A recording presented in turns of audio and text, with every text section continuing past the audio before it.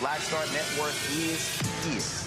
Oh, no punches! I'm real revolutionary right now. Support this man, Black Media. He makes sure that our stories are told.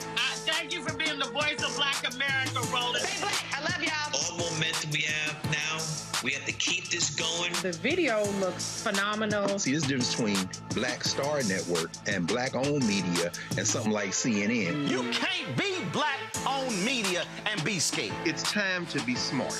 Bring your eyeballs home. You dig?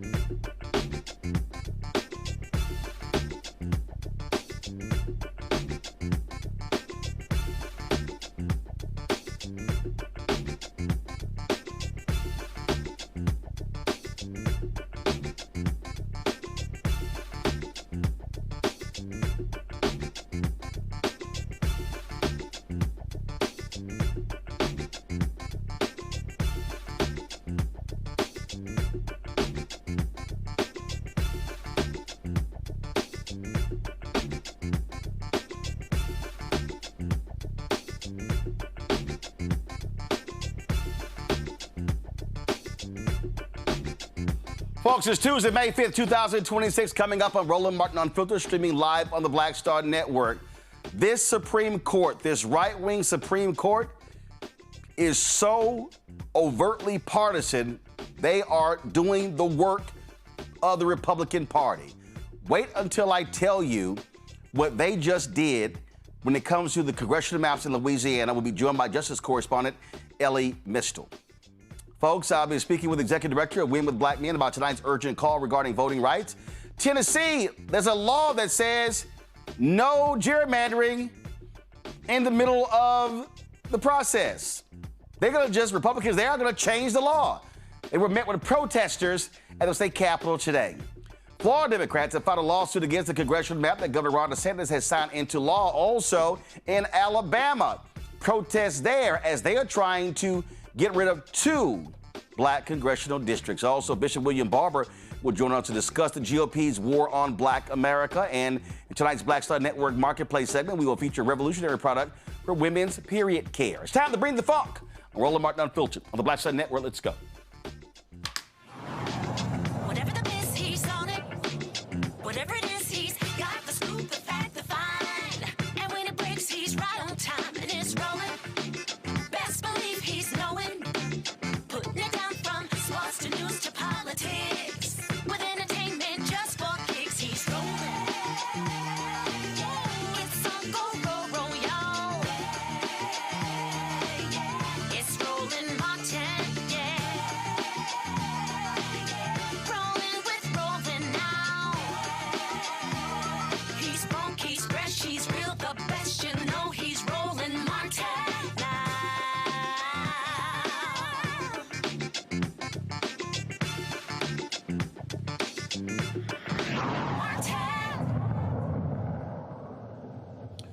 So, Supreme Court Chief Justice John Roberts says he doesn't like it when people look at the Supreme Court as being too partisan, saying that people have to respect the court.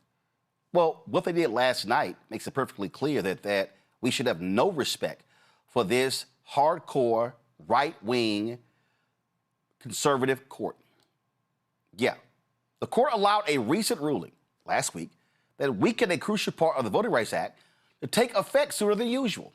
This procedural decision comes shortly after the court ruled that it invalidated Louisiana's congressional map and diminished Section 2 of the Voting Rights Act. Typically, the court waits 32 days before officially issuing its judgment to the lower court. No, they said, we're not even going to wait a week. Last week, Louisiana has requested that the court expedite the process, emphasizing the urgent need to redraw its congressional maps. On Monday, the Supreme Court granted the request. In fact, Supreme Court Justice Samuel Alito decided to take pot shots at Supreme Court Justice Ketanji Brown Jackson. Yeah. The black voters in the Calais case have filed a motion asking the Supreme Court to recall the judgment, stating that they intend to file for a motion for reconsideration. Elie Mystal, Justice Correspondent with The Nation, joins us right now. So, Elie, for people who don't know, explain to them something called the Purcell decision, or the Purcell doctrine, if you will. Yeah, the Purcell principle. It's pretty simple. It states that you cannot change the structure, the rules, the time, place, and manner, anything about the election. It says that you can't change those rules too close to the upcoming election. Too close to the upcoming election. I'm sorry, Louisiana, their election already started. 42,000 people had already voted. The governor says, no, we're going to postpone that, and we're going to redraw the lines. And Samuel Alito said, this is so important, they must be allowed to do so. But, Elie, wasn't it 3 or 4 years ago when the Louisiana maps were declared unconstitutional, and the same Supreme Court said, stop, hold up, it's too soon? But that was 5.5 months before. I mean, remember it vividly. And they said, no, 5.5 months is too soon. The election already started, this one.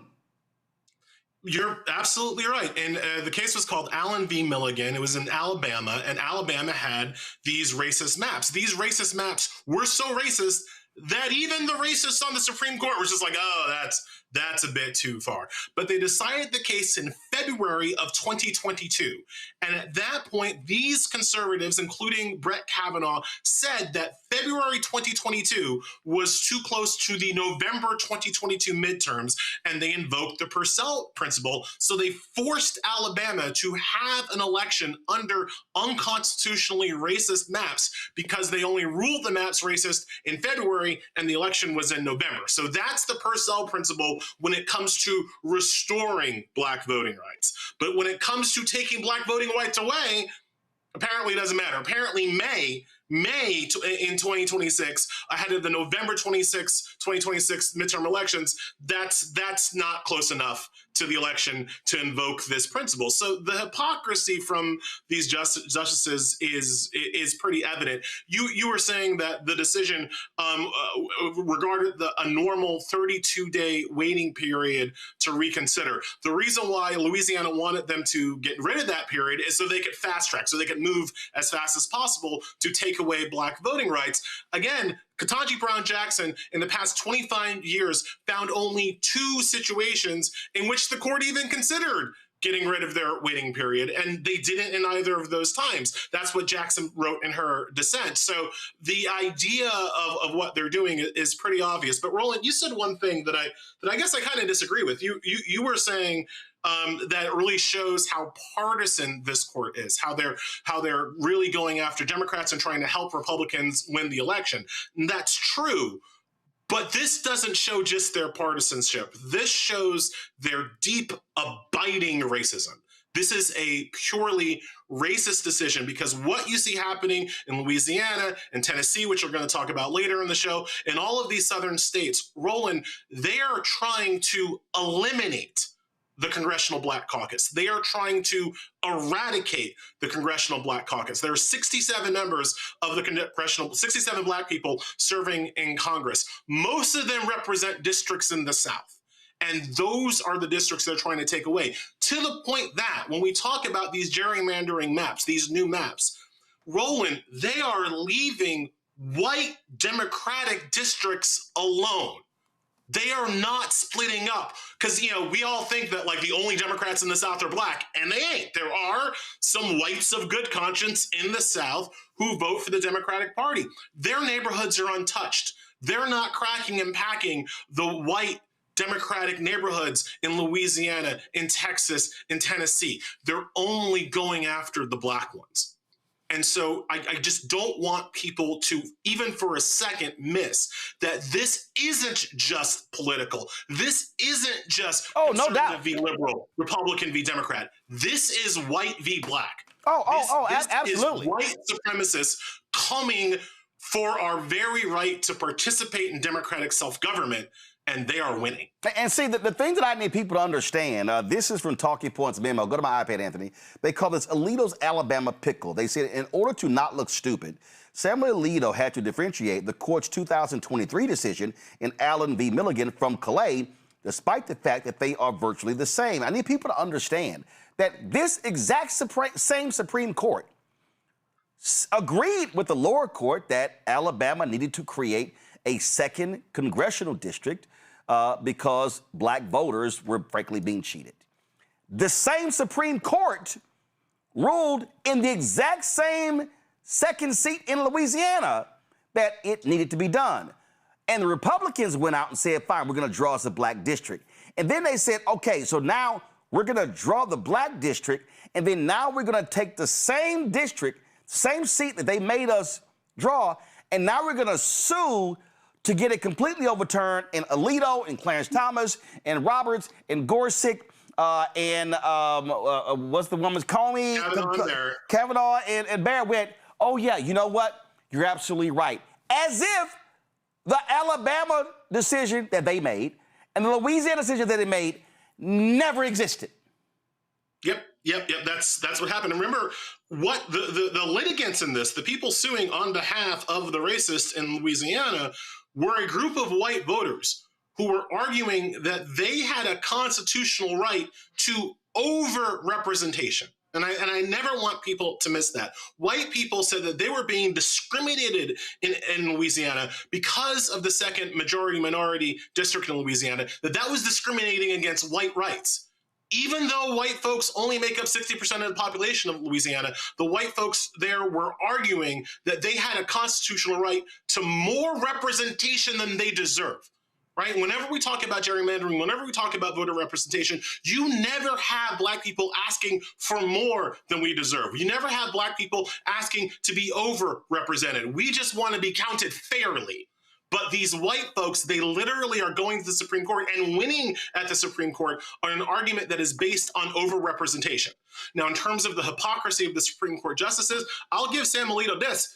He dissented in the case that you just brought up. He dissented in Allen v. Milligan. Alito's actually not the one that flipped. He's always hated us, as has Clarence Thomas, as has Neil Gorsuch. The people who flipped were media darling John Roberts. It is John Roberts. I was honestly surprised, Roland, when this decision came out, not the ruling. I knew the Supreme Court was going to do racism, but I was surprised that Roberts let Alito write it as opposed to taking his prerogative as Chief Justice to write that decision, because it was a coward move from John Roberts. Because John Roberts is the person that said Alabama's map was unconstitutional back in 2022. And now in the carbon copy exact same situation, John Roberts has changed his mind. Well, he owed it to people to explain to people why he changed his mind. What was different, John? What's the new thing that happened? And he punked out. He punked out like a little coward, and he gave it to his, rabid attack dog, Sam Alito, to write the most awful decision that Alito could think of. And Roberts just signed his name on it, but he never explained why he changed his mind. It was a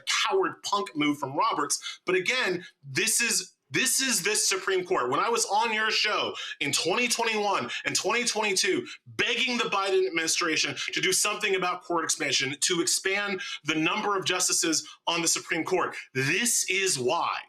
This is what I was screaming about. Oh, I'm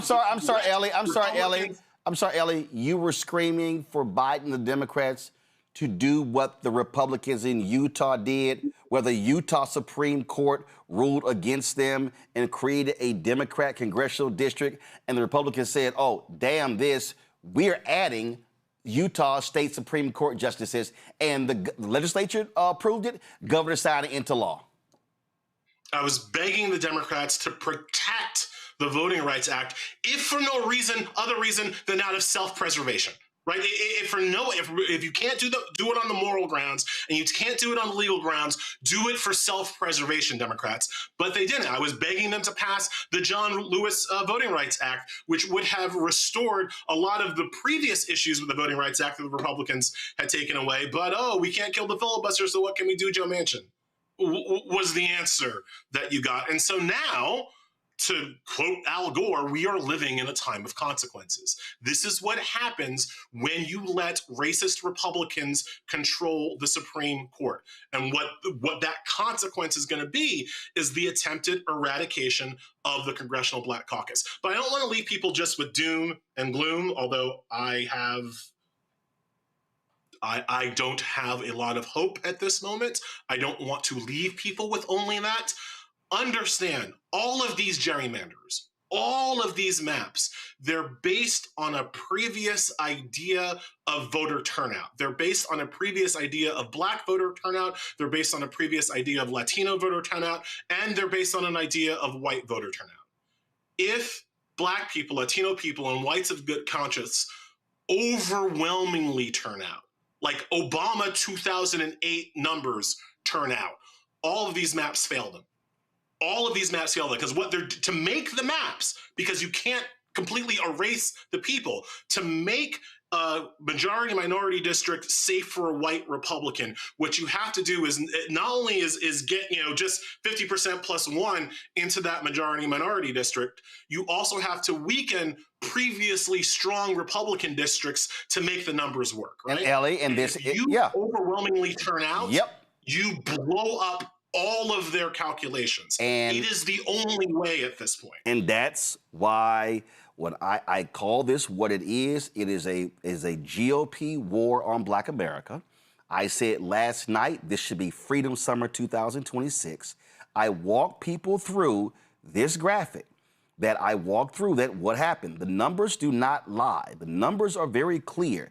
And the reason Republicans are pissed off, is because of what happened in 2008. Anthony, go to my iPad. Y'all, it's right here. You see right there, 2008, 2012. The black line, that's black people. The blue line, it's white people. 2008, so y'all, the blue line is black, the black line is white. And you see right here, 2008, 2012, where you have black people outvoted white people. Now, here's the deal. They pissed off Latinos. Latinos are way down here. Latinos were under 50% in 2008. They exceeded 50% in 2020, went back down to 2024. And what I have been saying, point blank, Elie, is that this right here, this graphic right here, white is black, black is blue. If black people turn out in massive numbers, oh, they're screwed. Because you have to move people. If the South Carolina wants to get rid of Clyburn's district, you got to figure out what to do with a lot of black people. If you in Mississippi and you want to get rid of Congressman Benny Thompson's district and make it GOP, you're going to have to get rid of 40% of black people in the state. If you are in Tennessee and you say, oh, we're going to split Tennessee, split Memphis like we did Nashville, well, those black people, they're going to go in somebody else's district. And again, we can torpedo them at every turn. So this is why I'm saying mass voter registration. This is why I am saying every single week in every single city, in every single southern state, there should be town halls, voter citizenship training, walking people through the issues and getting them to understand that we can kick their asses at the ballot box. And it also means in North Carolina, re-elect Anita Earls to the North Carolina Supreme Court. And in 2028, when those 3 Republicans are up on the ballot, take all 3 of them out at the ballot box. It means Georgia. It means Georgia on May 19th, having those 2 candidates. We had one on last night. One name is Miracle, one name is Jen. Elect them to the Georgia Supreme Court. Yo, this is warfare, Elie, and people got to be on warfare footing. It's the only way. I cannot emphasize enough. There is no more legal recourse. The Supreme Court is showing they ass. All right, they are here to bring the hammer of white supremacy. There are no more lawsuits. There's no more. That avenue is functionally closed. And frankly, there are no more candidates, right? Like we can talk all the time we want in the off years about how we need these candidates and that candidates and better candidates and better, and it doesn't matter at this point. All that matters is turnout. And one of the reasons why they gerrymander districts is that they know that people will look at the district they're in and feel like it's hopeless, feel like there's no point, feel like there's no reason to go out and vote, because how can you possibly overcome such a large white majority? But you got to remember, lots of white folks don't vote either. Right? And if you have a better turnout per capita than they do, and you bring friends, white friends along, and you bring Latino and AAPI friends along, like that is how you do it, and that's the only way left. And the last thing I'll say, this, as bad as it is shaping up for 2026 in terms of voter suppression, please understand 2026 is going to end up being our last best chance for voter representation, because all of these gerrymanders, it's only going to get worse in 2028, and it's only going to get worse in 2030 after the next census, when they have a normal redistricting. The 2030 census will be the first census where they will be able to do normal redistricting without the restrictions of the Voting Rights Act. So it only gets worse from here.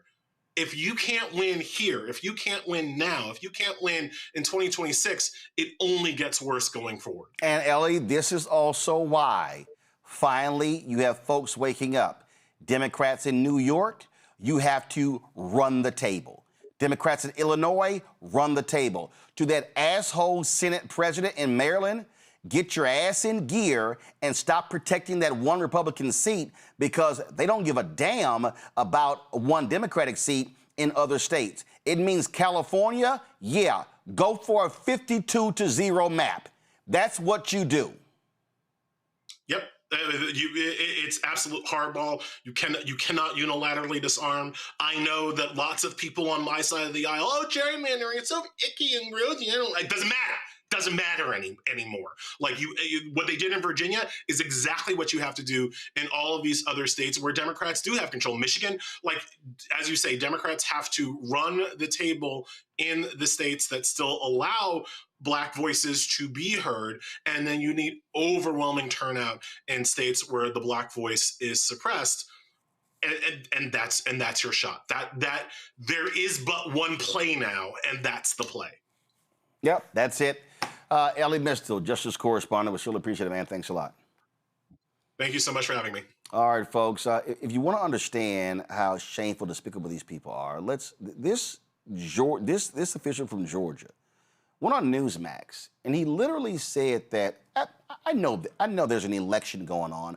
I know people are casting ballots. Oh, by the way, early voting has already started in Georgia. The election is in 14 days. It's in 2 weeks. But Congressman Buddy Carter said, I don't care. We should just stop the election and change the maps. And I'm glad that Tennessee and Alabama are redrawing their districts. And I think that Georgia should do the same thing. Yes, we have started early voting. And yes, it would be inconvenient. But at the same time, it's never too late to do the right thing. And the right thing is for the governor and for the legislature to call a special session to redistrict so that Georgians will be represented by people who represent their values. We shouldn't have to suffer through the next 2 years just because it's inconvenient to do it now. We need to suspend the House races, and we need to go ahead and redistrict so that the Georgians would be represented in the next 2 years by people who represent their values. Yeah, if you could just even take a moment and kind of, walk our audience through how might redistricting really impact the balance of power between Democrats and Republicans in the state of Georgia. Well, we could potentially pick up 2 to 3 seats in the state of Georgia. And that's important because that could impact the national majority. It actually could be the difference between us going back as Republicans in the majority in the House and going back as in the minority. And that's important. It's important that Georgia do this. As I say, it's never too late to do the right thing. And the right thing is to go ahead and redistrict so that Georgians will be represented by people who represent their values. Georgia is a Republican state. We need to remember that. Yeah, and exactly. Georgia is a Republican state, as if Democrats don't exist. Oh, by the way, as if your 2 United States senators right now are not Democrats. Randy Bryan's entrepreneur, author, speaker, creator of The Truth in Game, joining us from D.C. Dr. Mustafa Santiago Ali, former senior advisor for environmental justice at the EPA, also from D.C. Nicole Robinson, political law attorney and strategist, also from D.C. Glad to have all 3 of you here. Mustafa, I'll start with you. I just keep saying it. This means war. And this means all hands on deck. This is why House Democratic leader Hakeem Jeffries, this is why he dropped $20 million in Virginia. This is why he is funding the effort in New York State as well. Democrats have got to stop playing this wonderful, nice, cute, let's all get along. No. This is called being Bumpy Johnson ruthless.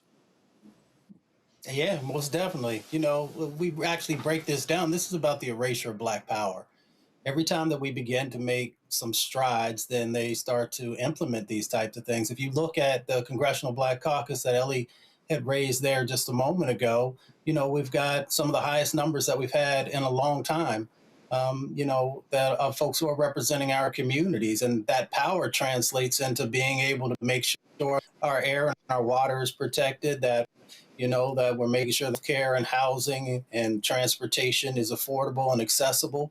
So folks really have to understand why this is so incredibly important. So when they do the gerrymandering, what they're doing is they're, trying to take away the small amount of power that we have and the resources that are tied to that. And that's why when you talk about this current war that's going on, it's so incredibly important to actually not only pay attention, but get engaged, because you are literally making a determination of what your future will look like, and does your vote have any power to actually help move in the right direction? Oh, absolutely. And when I look at this here, Randy, we talk about DEI. I mean, this Supreme Court says, hey, we want power for white people. This is why I wrote my book, White Fear. I said how the browning of America is making white folks lose their minds. I warn everybody of this. I warn that these people are going to cement white power, and this is exactly what they are trying to do today. Right. You know, when people talk about racism, they really try to minimize it to someone calling us the N-word or being rude to us in a store. And I want people to understand that this is real racism. This is how they wipe us out and bring us to our knees. And that is by going at the top. They have systematically gone through every program that was designed to give us some rights, some. You know, it wasn't all the way fair in this country. So they immediately attacked DEI, diversity, equity, and inclusion, to ensure that white people would be the ones that were essentially only included and treated fairly and paid fairly in jobs, although DEI helped white women more than anybody. They have now, they have the EEOC encouraging white men to declare that there's reverse discrimination going on, because in their minds, although they control most of the money and power in this country, when there's something that they don't have, they really believe white supremacy makes them believe that they are due and owed everything. And now with this voting, what they're saying is that we don't want Black people to have a voice whatsoever in this country. We don't want them to be able to vote for their rights and their interests. And not as if we can trust them to speak for us or care for us or put us, you know, in a good form. So we are in trouble, people. And I hate to again, scare people, but we should be frightened to the point where we're doing something, because this is a straight up attack on us, on our rights and our liberties, and on the way that we can live going forward in this country. Nicole, this isn't about scaring people. It's called stating facts.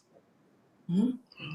Exactly. And I want people to keep remembering and keep hearing the words white supremacy, because that's exactly what this is. Sometimes white supremacy doesn't look like a hood or a burning cross or a noose. Sometimes it looks like a 6-3 Supreme Court ruling. Sometimes it looks like redrawing a map. But I also want us to remember that Black people have fought back every single time that white supremacists tried to silence us, whether that be after Jim Crow, after Reconstruction. We have fought, and we can fight this again in November. And even before November, we need our legislators to come back and come out and start redrawing maps just like the Republicans are doing. We have to start fighting now, educating ourselves now, registering to vote now, and getting on the front lines. Absolutely. And folk just need to understand what is at play. And this thing is real. Now, folks in Louisiana, the days following the suspension of Louisiana's U.S. House primaries, Governor Jeff Landry is facing increasing backlash from voters. On Monday, Louisiana Secretary of State's office confirmed that it has received a petition to recall Landry. The petition begins a 180-day window for organizers to collect the necessary voting signatures. The petition was filed by Baton Rouge residents Marlon Gabalian Hills and Caitlin Stepter, and covers all 64 parishes. Supporters of the recall claim it is motivated by what they describe as a pattern of actions and statements that undermine fair representation. Since it is a statewide recall effort, Louisiana law mandates the signatures from 20% of registered voters must be collected. That means about 600,000 signatures. They have until October 31st to actually to collect all of those signatures. Now, what we have seen is a number of people immediately begin to move and take action. Win with Black Women on Sunday had some 8,000 sisters who were on a call talking about what are the next steps. Today, we're going to show you a bit later, Black clergy held a news conference where they talked about what their strategy is. Tonight, Win with Black Men will be having a call, an emergency call, to respond to what is happening. Joining us right now is Khalil Thompson, Executive Director, Win with Black Men. Glad to have you here. You already got folks who are signing up. What is going to be the call to action tonight? First, thank you, Roland, for having me on. I appreciate it, big brother. So the call to action is to organize on the ground. I think we have been we were all tired at the end of 2024. We ran through the ticker tape, and we thought we did everything that we could as a Black community. The single largest voting bloc on the Democratic side were Black women. Second to that were Black men. And I think we felt that we carried democracy on our shoulders, and we just didn't see the result turn out the way that we wanted. Not that any of us were complacent in 2025 and we were preparing for this decision, but I think it's woken up a lot of community members, armchair activists who are there to get engaged and get in this fight. So the action is to show up in your state houses, participate in the legislative process. So as they are redistricting, if there is a member in your state senate or your state house or your state assembly that you can contact, call, knock on their door, be in their offices, let them know how you feel and pressure them to understand that this is white supremacy at its best. We need you to do it. Then we need to turn this summer into an amazing opportunity to engage anyone from the age of 17 to 105. As many African Americans that we can get to understand that knocking on doors, talking to our community members, reaching each other at our fish fries, our family reunions, anything that we can do to make sure that not only are you registered, but you're constantly, unfortunately, going to have to check the voter registration rolls in your community to make sure that you haven't been purged or removed. And then partnering up and tripling your vote. By that, I mean finding 3 other people in your community that can hop in the car and go with you to vote, either in early voting and on election day, or vote by mail if it's still allowed in your jurisdiction. So we need to make sure that this summer we are galvanizing all of our efforts so that everyone in our community is participating. I disagree. I think people were complacent. I think too many people, after the 2024 election, I kept hearing, oh my goodness, I'm tired. We've done so much. And I was like, bullshit. I'm sorry. I'm like, this is what's happening. He got inaugurated. They were executing Project 2025. We're seeing massive cuts left and right. We knew the Louisiana versus Clay decision was coming down. And I was sitting here saying, y'all better get ready for the fight ahead. And I think that was a problem. I think too many of us, too many people took all of 2025 off, and now they're waking up going, oh my God, what's happening? And I'm like, what are you talking about? We were yelling and screaming that this was going to happen. It was coming down. Now people are now trying to move, and I'll be perfectly honest. It was too many Black organizations sitting there on our asses in 2025 and not preparing people for 2026. Now we got to play catch up. Well, let me push back just a little bit. I think some may have sat on the sidelines because that $2 billion that went out the door in 2024 didn't make its way back around. No. I get that. I get the $2 billion from the campaign. But guess what? There were other campaigns. And what I'm saying is it was a mistake. And what I'm saying is when I look at the history of Black people, after elections, when we've had losses and we've had wins, we still got to go to work. And so, plus, a lot of people weren't sitting here going, oh, my goodness, hey, a lot of money from the campaign wasn't going into Black communities. No, what I was yelling and others were saying, we have to protect Black interests. And again, this to me was a critical mistake of Black leadership. There were people who were just like, oh, my God, I don't know what to do. I don't know what to do. I mean, look, it took Democrats in Congress 9 months to figure out a coherent message. And so I just think that this is a perfect example where Black leadership has to understand win, lose, or draw, we stay active. It's a 365, 7-day-a-week game that we have to be focused on. And people were saying, I want to do something. Where do I go? And Khalil, I'm just being straight up. A lot of Black groups took off the year and people were saying, what do I do? Now, they now have to get activated, and now we have to rush. It's now May. We got June, July, August, September, October for the election. We got 5 months. That's why I'm saying that's on Black leadership. I can't disagree with you. I know I got dismayed and disheartened when August came around last year, and I leaned back just a little bit. We continued our calls, but only as much as we could in the team that we had here. Look, I don't disagree with you on getting engaged over these next 5 months.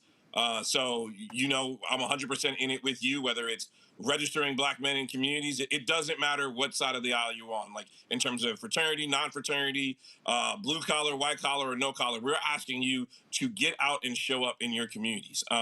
So for me, and I'm taking heed from you, Our calls at Women Black Men are going to be every Sunday. Every Sunday at 7 p.m., we are going to be galvanizing at least for an hour, bringing Black men together, sharing information, whether that's data from polling or focus groups, whether that's Terrence Woodbury or Cornell Belcher or others bringing information to us, or if that's Cameron Trimble and Terrence Green providing what's happening on the digital or the paid media side, or organizers like Cliff Albright and Quentin James, as well, providing insight of what's happening on the ground.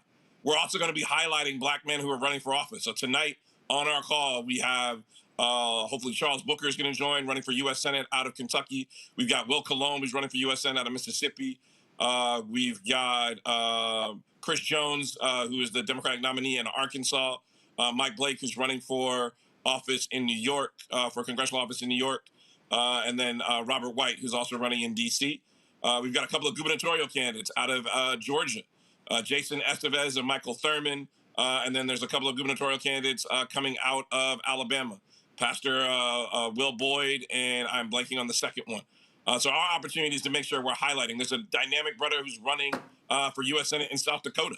So we want to make sure the information is getting to the people and then working to make sure we're organizing on the ground. And so our summer activities are going to be making sure we have civic engagement programs running not only throughout the South, but in communities that we want to do our work in. So we're looking for partners and we're looking for people who are ready to step up, take on the mantle and shoulder this burden and get the work done. Yeah, but what also needs to happen is you can have people on a call, but we also have to look at critical states. And when I look at the map, when I look at, first of all, they're trying to gut every black seat all across the South. And so people are fighting on that front. The other front is this here. When you look at the United States Senate, who's going to be able to control the Senate? And I keep saying to all those simple Simon Yahoos, look, y'all are nonpartisan, that's fine. But here's the fact of the matter is this here. The Republican Party, there's a war on black America and control room. I don't understand why my graphic is not on the damn screen like it was last night. There's a war on black America. That's what's going on right now. And what needs to be happening, our people need to be locked and loaded 100% to understand we ain't getting jack from the Republican Party. I'm going to have Michael Harriot on a little bit later, where Michael Harriot is we're going to walk through probably 2025 and all of his anti-blackness. And so I need us to understand that the only pathway for black people is the Democratic Party. You can't say it, but I can say it based upon the actions. Right now, I need everybody listen to me right now. There's only one party that is trying to decimate black political power. That's Republicans in South Carolina, in Tennessee, in North Carolina, in South Carolina, in Georgia, in Florida, in Mississippi, in Alabama, in Texas, in Arkansas, all throughout the South. That's what they're doing. And so some of y'all can listen to Umar Johnson and y'all can listen to some of these other people. You can listen to Stephen A. Smith talk about, I wish all of us would vote for Republican. But the party that is attacking everything black is the Republican Party. They are the enemy of black America. You got no pushback from me. I know our organization is nonpartisan, but I vote Democrat every single time I go into the ballot. Now, does that mean it's perfect? No. Does that mean I want to hold them accountable? I think you said something really tremendous at the beginning of the segment where we lean back. I don't. I'm going to hold, as I said in 2024, this is a job interview for that people are applying for. And if you're not meeting the grade and you're not doing the work, then we've got to replace you and find somebody else who will get the job done. But we shouldn't throw out the baby with the bathwater and make sure we're trying to find all these new brand of candidates. I think there are amazing people who are running for office right now. But we got to make sure that they're protecting and motivating our interest and believing in what's best for the black community. I disagree with all of those who say my vote doesn't matter. My daughter has less rights than her mother did. She has less rights than her grandmother does or did when she was her age. That is an amazing feat to say. So I want people to understand this isn't hyperbolic. This isn't, as we've said over the last couple of election cycles, the most important election. This truly is the most important election in your lifetime. If you do not go out and vote, you have sent a clear message to the 6-3 decision on the Supreme Court that it says that, well, they don't really vote, so it really doesn't matter. They can gerrymander us all that they want. They can make out these districts where we have zero representation. And so the people that you want to have fixing your potholes or your streets, making legislation that may or may not have data centers come into your communities, that have good education for your children, that have free childcare. All of that starts to go away if you do not participate in the political process. All right. So tonight's call starts at what time? 8:30 p.m. Eastern. Go to winwithblackmen.org. Join the Tuesday call, or you can scan the QR code right on your screen right now. Again, 8:30 p.m. Eastern. We are going to go to 11 o'clock Eastern. Tonight, we are going to break down Louisiana versus Calais. We have a dynamic brother from the Legal Defense Fund. We have a few of our civil rights leaders. We've got some folks. My son, the general out of New York, is going to be on. Isaiah Martin. We've got candidates who are running. And then we've got brothers on the ground. Emil Washington is in Louisiana, in Baton Rouge right now. We've got Mayor Randall Woodfin and others who are going to be calling from Alabama as they're in their state legislature. We're working to get Justin Pearson on in Tennessee. We have Justin Love, State Representative Justin Love in Tennessee that's going to join us as well. And then I think we are going over to, I'm leaving out one more state. But we're going to hear from folks on the ground doing the work, okay, and really leading the efforts. All right. Khalil Thompson, we surely appreciate it. Thanks a lot. Thanks, brother. Folks, in the next hour, we're going to hear from Bishop William Barber. Go to my website, go to my iPad, Anthony. We talked about this last night. What Bishop Barber's doing, they're going to be holding a national virtual training. He's calling on black men and black women who want to be trained to organize and mobilize for black voters. If you go to blackstarnetwork.com, click this particular link here. It will take you to this page, and then you will be able to actually click the Black Men Civic Engagement link right there to actually sign up. Now, if you don't want to do that, listen, this is the QR code. Just point your phone to the screen. This is the QR code. Will take you right to the page. Again, we started this by initially calling for 1,000 alphas. We've almost at our goal. Then we expanded that to other black men. Then a bunch of sisters were emailing, so we added sisters as well. This is about training people to organize and mobilize. It's one thing to say, oh my goodness, we need people out there doing the work, but you got to be trained in doing the work. Let's go back to my panel. Nicole, I want to start with you. Listen, I'm being straight up. I was pissed off last year. I think black leadership sat on their asses. I thought too many black organizations were quiet. I thought they were having internal conversations. I thought there were too many black people, especially millennials and Gen Z and Gen Alpha, who were sitting there going, oh my God, I'm tired. Oh my God, I'm tired. It's just we had to do so much work. And I'm like, they sound like a bunch of whiny asses. And I said it then and I'll say it now, because we were yelling and screaming on this show every single damn day. Yo, y'all need to see what is coming. And too many black folks took it easy, and they said, we're going to sit this one out. We're going to see, we'll let y'all, what y'all do. And I was sitting there going, hell no, because I knew who was on the menu, and it was black people who was on the menu. Exactly. And we knew that even before President Trump was elected.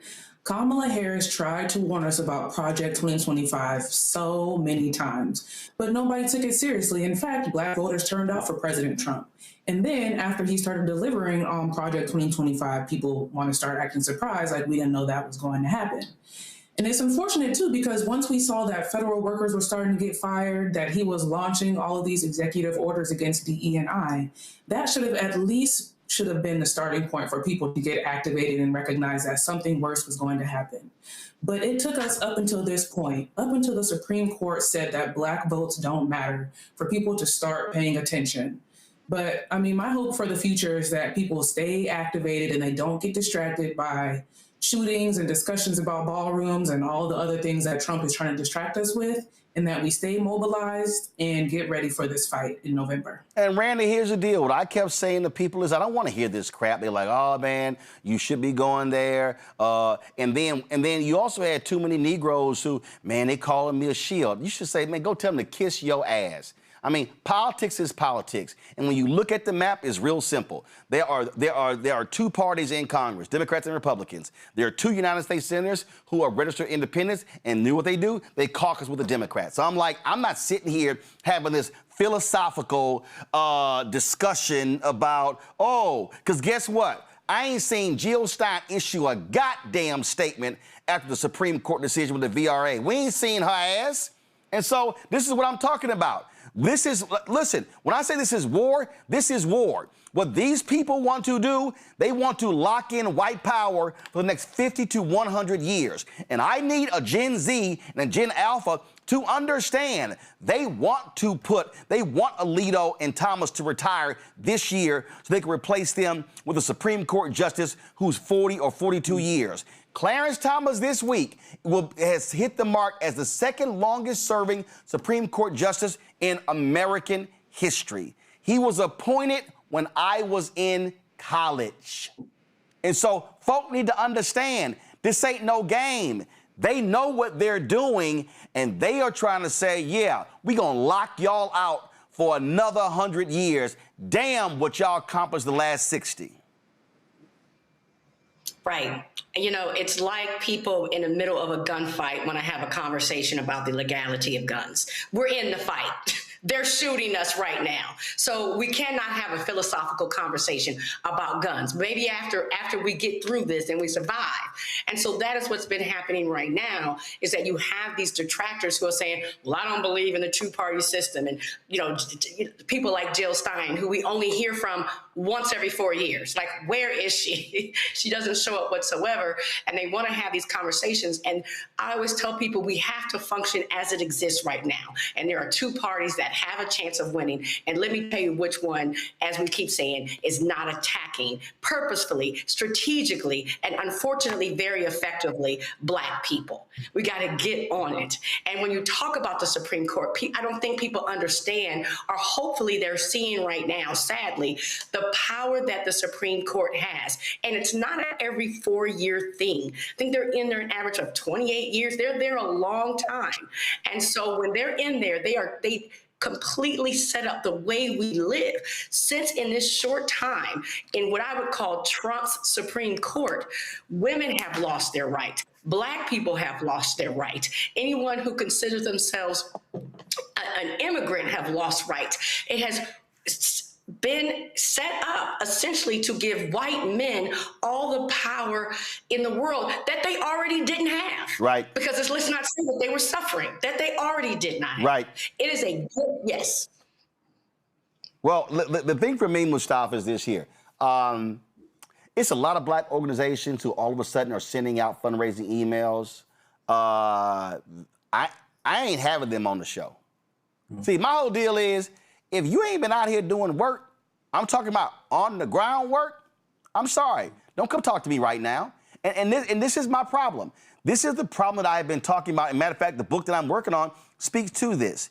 Black people, I heard it all across the country. I've heard this across the country the last 20 years. But I really heard it last year. Yo, Ro, what we gonna do? What we gonna do? What's the plan? How we gonna fight back? Who's leading? Where are our organizational leaders? And many of them were silent as hell, scared to protest, scared to say anything, scared to do anything because they might lose their corporate funding. To the folks who were holding on to their DEI money, it was like, I ain't saying nothing. I ain't going to say nothing. We're going to lose them checks. That's what was going on there. And now all of a sudden, we're about to see a third of the Congressional Black Caucus wiped out. No, almost half of the Congressional Black Caucus wiped out. We're about to see state legislators, county commissioners, city council members, school board members, you name it, wiped out. And so I'm going, oh, now y'all want to get involved? What have I been saying for the longest? We got to be sitting here informing, educating, enlightening, and empowering our voters every single day. You don't wait till November, you do it the year before, and you do it the whole year. And then come January, between January and that primary, you again have a strategy there. Then you're getting them registered. And then once you get them registered, when is the last day to register? And then when is early voting started? How do we get them to the polls? How are we driving them there? That's called a strategy. I'm like, let's stop waiting and hoping until he shows up. Black people have been saying, where are our leaders and where's the plan? And too many folks been sitting their ass down, chilling, popping their fans, where the fans at, and doing boots on the ground, as opposed to doing the real work. Well, you know, we've often utilized the quote that all skin folk ain't kinfolk. And sometimes they actually are the ones that are in leadership inside of many of our organizations. So we need to be very honest about that. We need to also be very honest that, you know, we got a whole lot of people who like to talk a good game, but when it comes time to doing the work, they don't show up. They're not at protests. They're not at strategy meetings. You know, they're busy having corporate conversations. And yes, I understand you got to keep the lights on in your organizations, but your organization's got to be doing something to make sure that it is protecting and uplifting Black folks. And if not, then we don't need your organization or we don't need your leadership. In this moment, let's be very clear that what we see currently going on is not something that just started over the last few years. You can go all the way back to Newt Gingrich and those folks and the strategies that they were putting in place to be able to revamp the government, to make sure that various laws that were a part of the social safety net were weakened. And you're seeing all that play out now. So we have to get engaged. We have to make sure, as we've talked about since the first day I came on this show, that we have to make sure that we're understanding the power that exists inside of the courts and making sure that we are making sure that there are judges who are there who will make sure there's real equality and how the law is being implemented and how it is being evaluated. We got to make sure that there are folks who are sitting in these seats of power inside of governments from the local level all the way up to the federal level who have control over grants and contracts, that they're coming back to our communities. We got to make sure that folks can actually afford a house, that folks can make sure that they're eating clean and safe food, that they breathe clean air. All these things are a part of the strategy that we have to be supportive of. And if somebody wants our vote, that they're willing to stand up for, along with making sure that you're protecting voting rights and a number of other types of things. But that means that people got to get up off the couch. Everyday folks got to get up off the couch. The folks who are leading our organizations got to get up off the couch, because you can't lean back and ever make progress. You can only make progress when you lean forward. Absolutely. All right, y'all. So it's been very interesting. Last night we talked about some comments Stephen A. Smith made on Cam Newton's podcast, saying that he wished that Black people would all vote Republican. Let me play that again for you. I wish for one election that every Black person would vote Republican. What? How can he say that? I said, it's simple. Since 1964, the Black people, Black folks, we have been giving our vote to the Democratic Party at an exorbitant rate. Therefore, they know they got our vote, and they don't have to cater to us as much as we need them to. The Republicans know they'll never get our vote, so they don't give a damn about us. And as a result, we're the only community in America devoid of representation, which is why we're considered disenfranchised. I'm tired of that. What I want is to put ourselves as a community in a position where both parties have to work to get our vote. Can I ask you this? Do you think you covering politics like you cover politics, in the words of your mans, is that good for business, your business? It has the potential. Stephen A. Smith said, we're the only group devoid of representation. That's a lie. Like, I literally have no idea what the hell he's talking about. Like, literally. Is Governor Westmore not Black? In Maryland? Is Don Scott, the Speaker of the House of Virginia, not Black? Is Louise Lucas, the Senate Pro Tem, not Black? Is Lieutenant Governor of Illinois not Black? You've got 58 members of the Congressional Black Caucus in Congress. You have Vice President Kamala Harris. Is she not Black? We can go on and on and on. You've got Lieutenant Governor right now in Michigan. You've got a Black Attorney General in Nevada, a Black Attorney General in Maryland, a Black Attorney General in Massachusetts, a Black Attorney General in New York State, a Black Attorney General in Illinois. What the hell is he talking about? We are devoid of representation. Now, if you're saying that there are 4 Black Republicans, yeah, but guess what? All 4 of them are going to be gone come January. But this is why. So we had Michael Harriot, founder of the Contraband Camp, on last night. We brought him back tonight because I saw Umar Johnson. I saw these other Black conservatives like, that's right, Stephen A. right, Stephen A. right. Because this notion is that, that if we voted Republican, then they would listen to us and start doing what we desire. I find that to be nonsensical. So I called Michael and I said, Michael,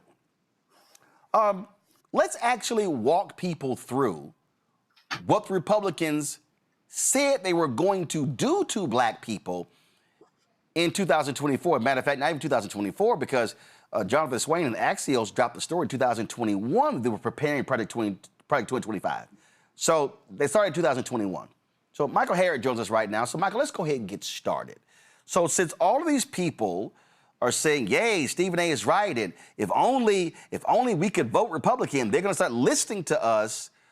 Michael, please illuminate for people and remind people what Republicans actually said that they were going to do if they regained power as it relates to Black people.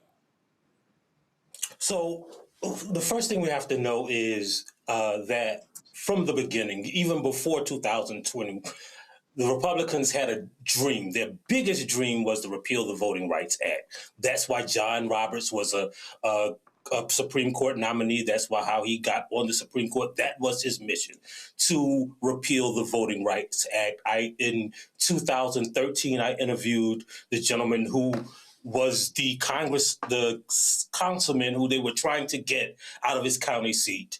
And that case became Shelby versus Holder, right?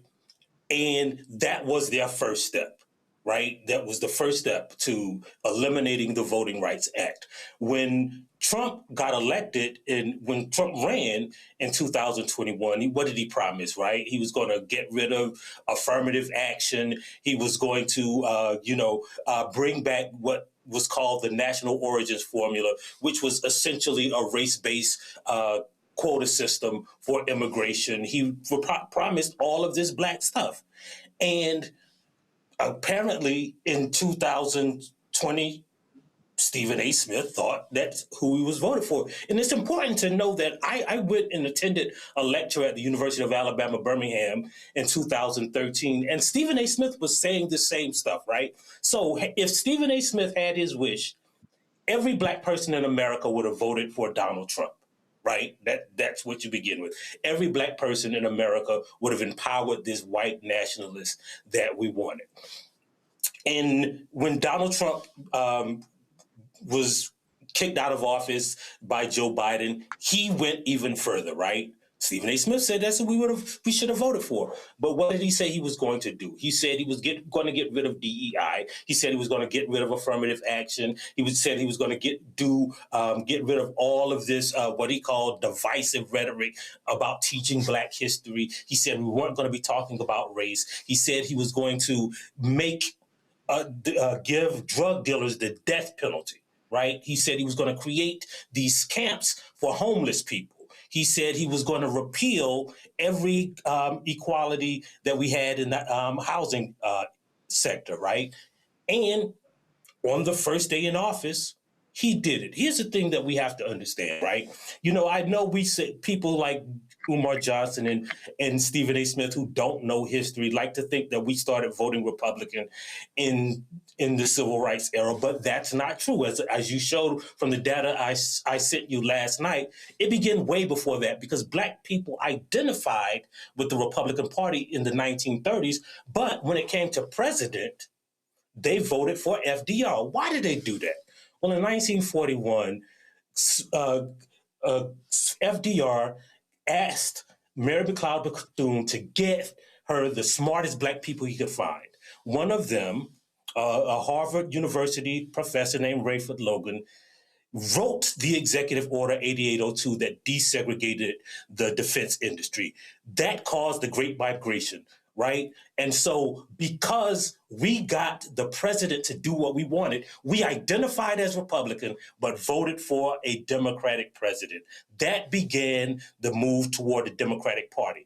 And Black people did not necessarily flock toward the Democratic Party. What happened was white people flocked away from the Democratic Party when they began giving us our voting rights. It started with the desegregation of the military. So Michael, you're saying that when just like into a neighborhood, when Black people start going to a party, white people run the other way. Right, and that's when. So again, if you look at the data, we voted for president for a Democratic president after FDR. White people began flocking away from the Democratic president and when George McGovern ran, because he ran on all of these racist dog whistles, right? And then I'm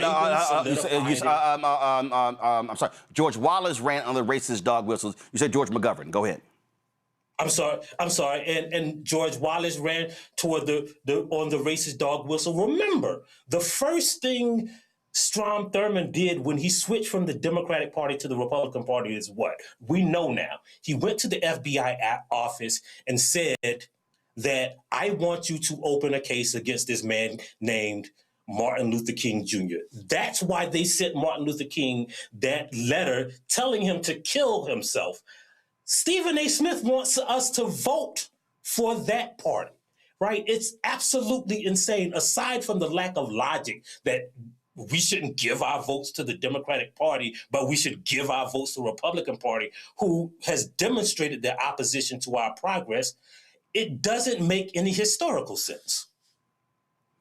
So when we talk about, to your point, when you talk about, because you mentioned housing, and again, this is what I need. So all these people who keep saying, yeah, if we vote Republican, then they gonna listen to us. And you just laid out housing. Go to my iPad. ProPublica did a story. Donald Trump shut down. Go to my iPad. Go to my iPad. Donald Trump shut down an investigation of ProPublica. ProPublica did a story. It was a HUD investigation of racism among a Dallas HOA. Donald Trump said, nah, we ain't doing that. Black people in Cancer Alley, Louisiana, were protesting and were suing what was taking place there, where they were dying because of the petrochemical plants. Donald Trump pulled out of that lawsuit, saying it was a DEI lawsuit. Lowndes County, Alabama, black people had sewage that was flooding into their homes and backyards, and the Biden-Harris administration negotiated a settlement. Donald Trump saying, nah, that's a DEI settlement. We've walked through numerous times where Donald Trump and MAGA Republicans have completely shut things down, discrimination cases, education department. They pretty much wiped out civil rights offices. They're not investigating anything. The Department of Justice, they're not investigating any police officers of wrongdoing. So I'm just trying to understand, Michael, where these people are coming from when they think that Republicans are going to all of a sudden start embracing a black agenda. Right. First of all, to what you said, right? You know, I read the entire Project 2025. One of the things that Project 2025 said, and it's broken down by federal agency, right? And what Project 2025 proposed was that he get rid of the Office of Civil Rights in every federal agency. People don't know that there's an Office of Civil Rights, not just in DOJ, but in the HHS. Well, all of that is reflected in his 2027 budget. We published a report today that went line by line through his latest federal budget that he's proposing for 2027. He wants to get rid of the DHS Office of Civil Rights, right? He wants to make Alcatraz spend $1.7 billion to remake Alcatraz into what is essentially a concentration camp, right? He wants to defund black farmers, right? There was a grant that gave $300 million to black farmers who were at risk of losing their land. He has already proposed in his budget to get rid of that program. And he wants to get rid of 49 of those 50 grants. Well, who got the 50th of those grants? A white nonprofit organization, right? And so what we have to understand is not just like the rhetoric of this slick talking sophistry that Stephen A. Smith likes to put on YouTube, right? But we have to understand what the facts are.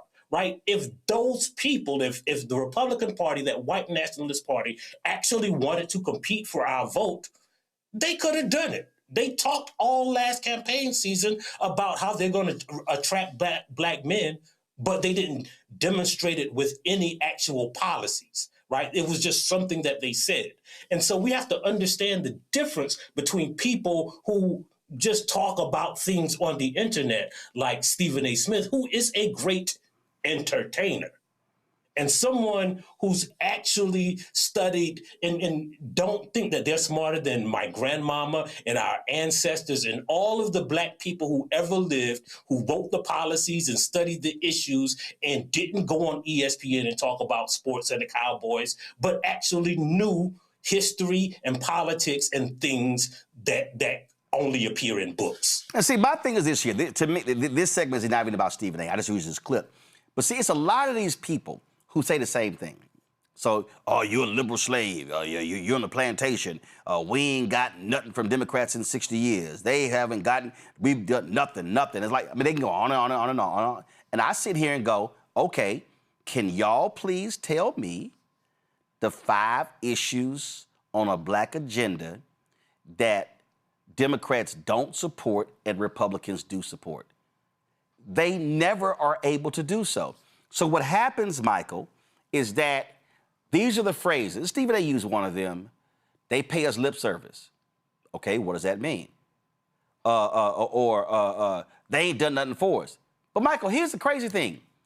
It ain't like Black people have been non-critical of Democrats. It ain't like we ain't said y'all ain't doing enough. Like, that's what's so stupid. I ain't running to nobody Black saying, you know, Roland, they've done enough. They have been absolutely amazing. No, the point of politics is to always ask for more. But what gets me is the other side, they ain't done a damn thing. That's the anti-intellectual straw man that they built, right? They said, well, the Democrats don't give us exactly what we want. So, you know, they must not be for Black people. We should leave that party, right? When politics, nobody ever gets what they want, right? Like, the anti-intellectual part of that is the assumption that Black people are 100% satisfied with the Democratic Party. When you know, and I know, that we have criticisms of the Democratic Party. They chase after white moderates, right? They sometimes do. They pay us lip service. They don't know how to reach Black voters, right? And those are valid criticisms, right? But just because your house ain't exactly like you want it, right? Like if you got a leak in the roof, you don't burn the house down and say, man, we got to move, right? You try to fix it from inside the house. And that's what Black people have done to the only political representation that they really have a chance at electing in a two-party system. I referenced this the other day. It was always interesting to me. And again, I like to deal in facts. I ain't dealing with emotion. I ain't dealing with drama. I'm not dealing with people who just sort of just throw BS out there. And the first time Trump was there, I was very clear. One of the first things that Republicans did was they overturned, and Trump signed it into law, they overturned what Obama did to stop discrimination in auto lending. And this actually happened, y'all, because I was looking for it last night and I finally found it. This happened on the floor of the United States House, and this is actually where Reclaim My Time originated. I need y'all to listen. Make sure that we're making America great every day in every way. And the best way to do that is to stop talking about discrimination and start talking about the nation. We're coming together as a people in spite of what you say. Thank you, gentlemen. I yield back. Gentleman's time has expired. Members are reminded to address their remarks to the chair. The gentleman from Texas reserves, the gentlelady from California. Thank you very much.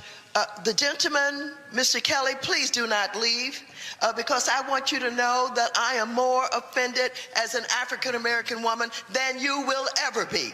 And this business about making America great again, it is your president that's dividing this country. And don't talk to me about the fact that we don't understand what happens on the automobile. No, I will not yield. No, I will not yield. Okay. Don't tell me that we don't understand. That's the attitude that's been given toward women time and time again. The gentlelady will suspend.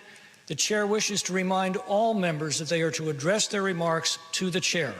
I Gentlelady will respect the continue. chair, but don't stop me in the middle when you didn't stop him in the middle. And so I shall continue. Don't you dare talk to me like that and think that somehow women don't understand what goes on the floor of automobile dealers. Minded to direct her remarks to the chair. The gentlelady And I will am continue saying that in I order. will continue to do that. However, I don't appreciate that you did not interrupt him when he was making those outrageous remarks about him knowing more about discrimination than I know about discrimination. I resent that, and I resent the remark about making America great again. He's down here making a speech for this dishonorable president of the United States of America. Having said that, I reserve the balance of my time, and no, I do not yield not 1 second what I to you. expected. Thank you, Not ma'am. 1 second. Not 1 second to you. So here's the question, Michael.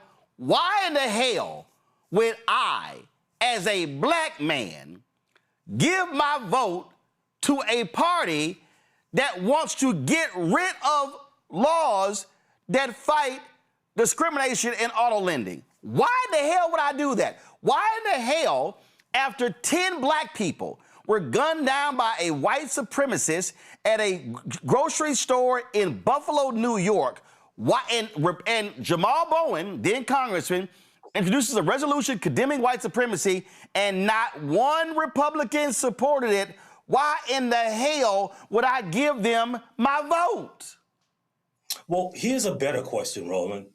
When they were arguing about that, right, that Obama-era policy, how did that get into law if the Democratic Party only pays us lip service? When Trump repealed 48 Obama-era policies on his first day as president, how did those policies get into effect if the Democratic Party only pays us lip service? When he repealed Executive Order 8802, which is written by a black man, how did it get into law if the party only pays us lip service? If the party only paid us lip service, then how did Obama file suit, his DOJ filed suit against every major lending institution for discrimination in America? If they only paid us lip service, then how did we get the dear colleague letter on the from the Department of Education warning school districts that, hey, we're going to sue you if you keep disproportionately punishing black kids? Like, if they only pay us lip service, if they don't do anything for black people, why do they got to repeal the laws, right? Like, where did the laws magically come from if the party only pays us lip service?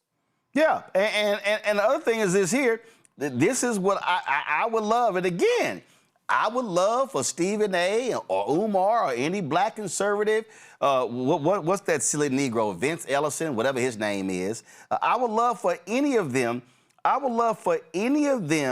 to explain to me how is it that black-owned businesses received $10 billion in federal contracts in the last year of Biden-Harris. And let me be real clear, that's 2%, and I ain't happy at all about 2%, but it was $10 billion and it was a record number. We're now down to 1.2% under Trump. So again, why would I, as a black man, give my vote to a party that does not want black people to get contracts? Why would I do that?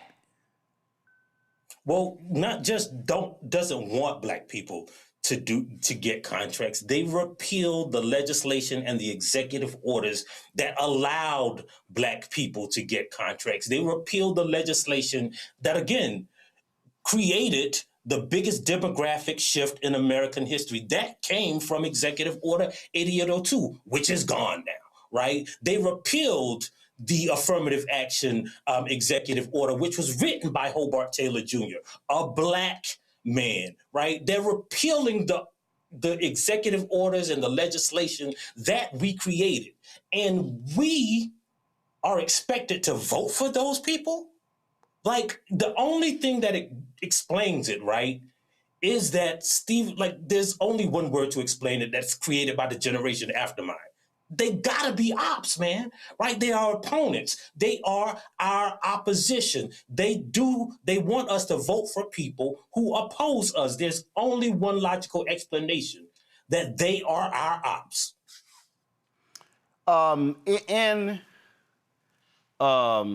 Let me just get it. Y'all stay right there. In my studio, I'm gonna need y'all to put this back on the wall when I'm done. In my studio, go wide. I know exactly what you're getting. Go wide. Come on, go wide. Y'all, I got 3 cameras right here. Switch to a wide shot. What we doing? Okay, I don't understand why the camera not wide. Anyway, so y'all, thank you. That's the shot I wanted, please. Now, y'all, this is the poster from Nate Parker's The Birth of a Nation. And when I saw this poster, I said, Nate, you got to send me an autographed copy so I could put this in my studio.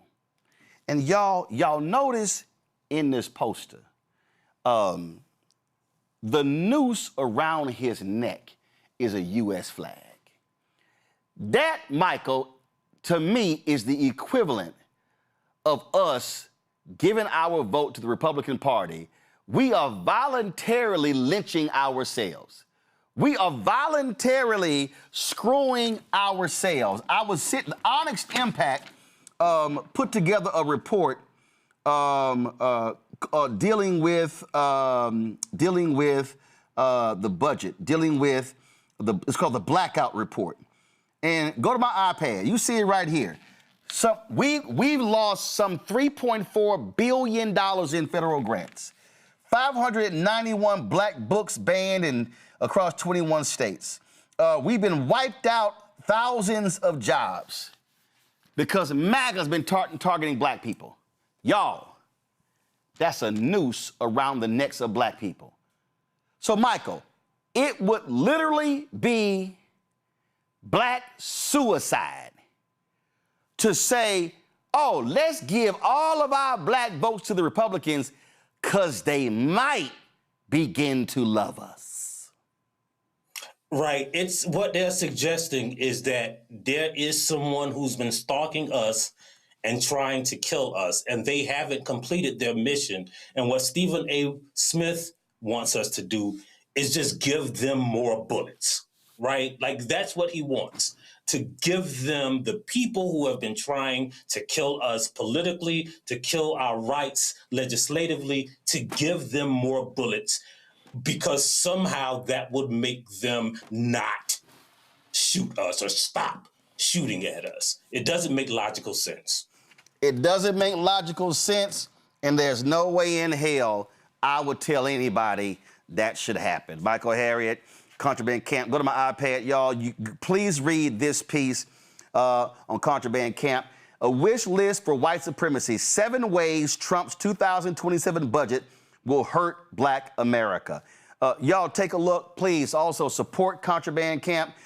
You can subscribe. You can also donate.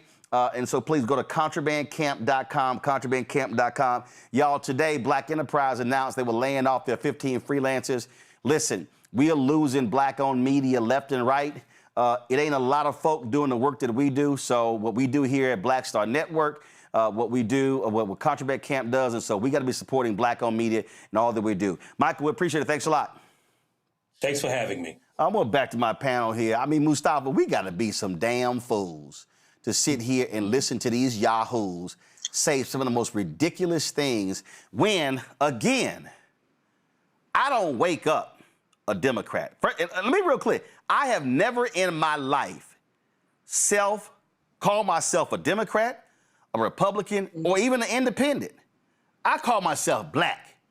And I would be outside of my damn mind if I decided to say, yeah, let me go ahead and stand with the people who are doing all they can to screw over black folk all across this country. Yeah, I mean, I'm right there with you. I always say I vote for who cares about my community and is willing to make sure the words are translated into real action. Yeah, Mustafa, you are a big time this right here. You are a big-time environmentalist. Why in the hell would you, as a big-time environmentalist, as a black man and environmentalist, give your vote to a party that stands against everything you believe in as an environmentalist? I wouldn't. Everybody knows that. I stand on that all the time.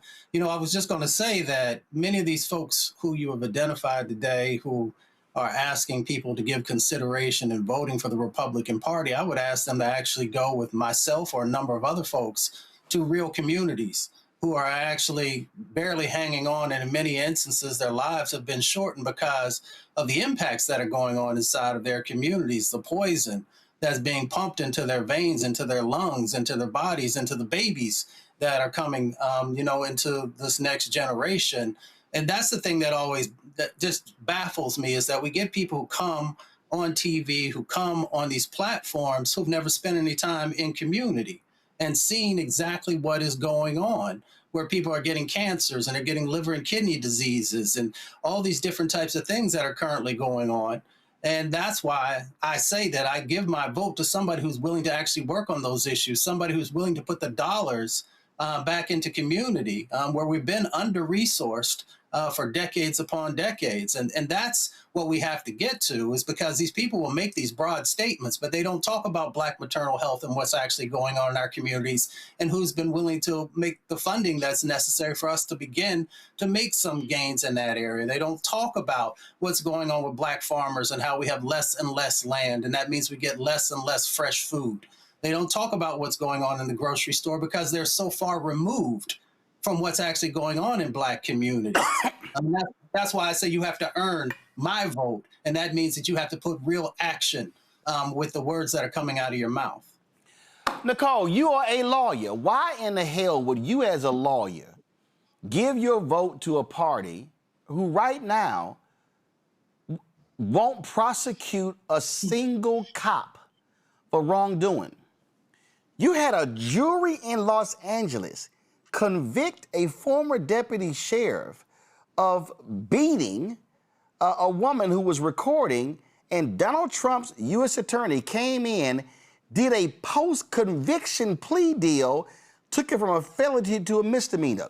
When Donald Trump got sworn in, one of the first things that he did was give a pardon to 2 cops in D.C. who chased down a Black kid who was killed, and they were chasing him unnecessarily. They were convicted by a jury. Donald Trump pardoned them. Donald Trump has attacked law firms that have opposed him and then tried to force him to sign awful deals. Why would you, as a Black attorney, vote for those fools? And this is the same party that's supposed to be tough on crime and all about law and order. The only time they care about crime and law and order is when it's used to hurt Black people. We see this party advocating for the prison industrial complex, even if they don't want to call it that. They want us in jail. They want us in change. They want to bring back Jim Crow. And honestly, Roland, at this point, I think Stephen A. Smith might be a plant by the Trump administration or something, because what is he talking about? I know that he cannot point to one Republican policy or one Republican candidate that would do anything helpful for Black people. And this rhetoric is especially dangerous right now when we're sitting here almost about to be back in Jim Crow because of what the Supreme Court and Trump and his Klan members are doing. So Stephen A. Smith does not deserve a platform, and I hope Cam Newton also learns that he shouldn't have had him on his platform either. Randy, this is a shame. Randy, you have spent your career trying to get more of us in corporate America, get us promoted, get us on boards, get us on contract. Why in the hell would you, as a Black woman who has fought in the DEI space, give your vote to a party that despises diversity, equity, inclusion, that wants to have more white men in power, that does not want to see us get contracts, that does not want to see us sit on boards of directors? Why in the hell would you do that? I wouldn't. I would never. They have been consistent with trying to block Black people from any positions of power. They have been consistent in trying to ensure that we don't earn as much as them. Today, we earn on $1. A white man gets $1 for $1. He earns $1. Whereas a black man will get 80 cents of that. A black woman, 60 something cents of that. We don't even earn what they earn. And what people need to understand is that's purposeful. For doing these same exact jobs, they have actively worked against us. This is not a neutral party, and then maybe the Democrats do a little bit more. This is a party that has dedicated themselves to actively ensuring that we can barely function in this country. It has been an absolute fight. The reason why I stepped away from working in DEI in corporate America is because it was so deflating, because I was seeing what they were doing every day to knock us down on our knees and make it where we are simply crawling. And when they point to people like Stephen A. Smith, when you talk about DEI, is because they get that one magical Negro, right? And they'll say, oh, we couldn't be racist because look at who we hired. Look at who we've given a platform. But it's always a person that speaks against us.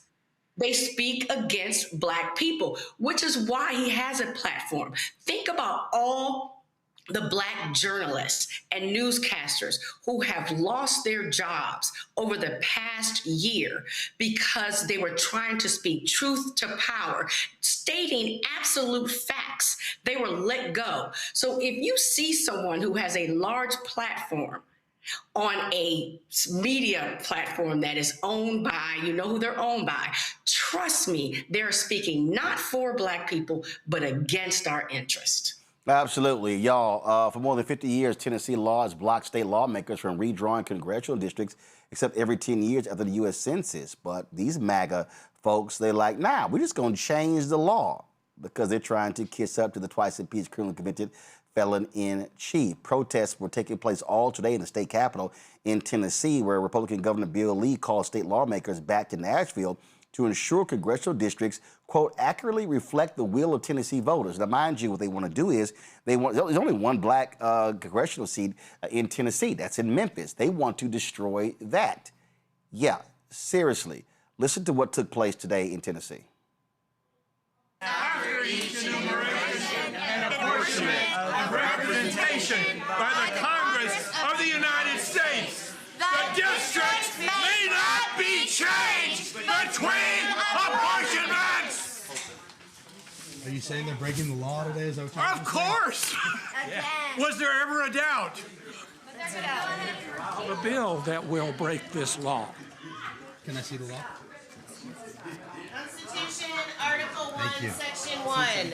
That all power is inherent in the people, and all free governments are founded on their authority and instituted for their peace, safety, and happiness, for the advancement of those ends they have at all times an unalienable and indefeasible right to alter, reform, or abolish the government in such manner as they may think proper.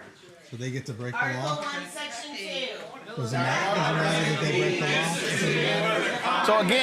So again, folks, they got a law. Republicans like, oh, hell no, we're just going to change the law. That's what's going on, folks. We have to have mass mobilization, mass action against these folks. That's what Bishop William Barber, the Repairs of the Breach, Poor People's Campaign, has been talking about, calling for a number of years. Bishop Barber joins us right now. Bishop, we've been laying out, this is an absolute war on Black America. You've been talking about fusion politics. It was a lot of white folks sitting there in Tennessee. This is where white folks of conscience, Latinos, Asian Americans, Native Americans need to understand, hey, it ain't just us. Republicans in Florida, they wiping out Latino districts. They wiping out Latino voters. And so if they think this is only us, they coming for y'all too?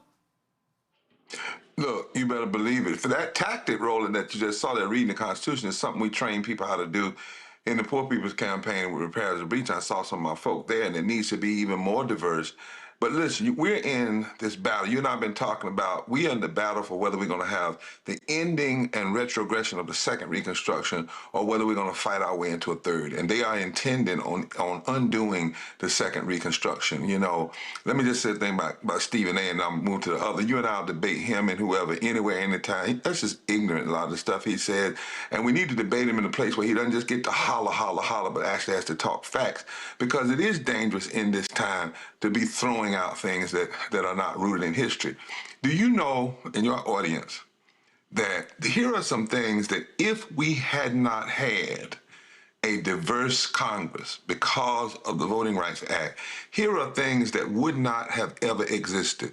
The American Rescue Plan that put $1.9 trillion in economic relief to combat COVID would not have passed without a diverse coalition. Infrastructure, investment in jobs, 1.2 million infrastructure. When you talk about this is hurting black, white, and everybody when they want to roll back these laws, the Inflation Reduction Act would not have passed. CHIPS and Science Act that put $52 billion in not only semiconductors, I know it's a little technical, but in research to make sure that our communities are not left behind would not have passed. The Affordable Care Act would not have passed. All of these things passed, and many others, Roland, only because of the gains of the Second Reconstruction, and only because we had a diverse Congress where the Black Congressional Caucus was able to be the conscience of the nation and vote and make sure that that things were done. Now, here's one other thing, though, Roland, and you know we talk real. I think that right now, too, we have to have what we call the AI moment in the Bible. In Joshua, when Joshua lost the battle, God said, check your camp out. Boom. It's not your enemy. It's check your camp. Now, I'm going to say this. People are going to get pissed off, but that's all right. Anybody, black or white, in the Congressional Caucus, Civil Rights Organization, whatever, that did not join us in 2020 when we said, demand that the only way we pass COVID relief, particularly the corporation part of it, is to pass the John Lewis Voting Rights Act law and living wages simultaneously. There were people that turned away from that, told people not to mobilize, said we'll come back to it. We'll give Manchin what he wanted out of Tennessee. Manchin promised us he was going to do something, and we knew it was a lie then. And there's got to be some repentance. I'm not saying we're going to beat up on folk forever, but we got to own some of this stuff is of our own doing as well. Yeah. Now, once we do that, Roland, we can't have no 45% turnout no more in the black community. No more. We just can't. We can't have the remaining majority black districts that are still existing. You have to run like you are losing. You have to turn up the vote and turn out the vote. We can't have 60% or 50% of our people staying home. Never again. We need 10 years of massive mobilization in the black community. And every politician that comes before us, particularly the Democrats, we need to say, if you get our votes and we give you a majority in the House and in the Senate, what are you going to do in the first 50 days? 50 days. And the first thing has to be a brand new, restored Voting Rights Act that fits this moment. And if necessary, do what Franklin Delano Roosevelt threatened to do, and that is win the presidency and then expand the Supreme Court. Otherwise, we just whistling Dixie.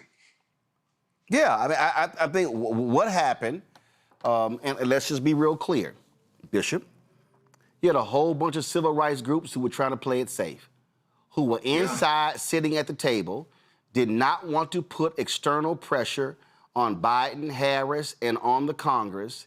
And it was like, no, we good. And this is the mistakes the Democrats made with Roe v. Wade. They've now made it with the Voting Rights Act. They were like, oh, no. That's settled law. The Supreme Court is not going to roll those things back.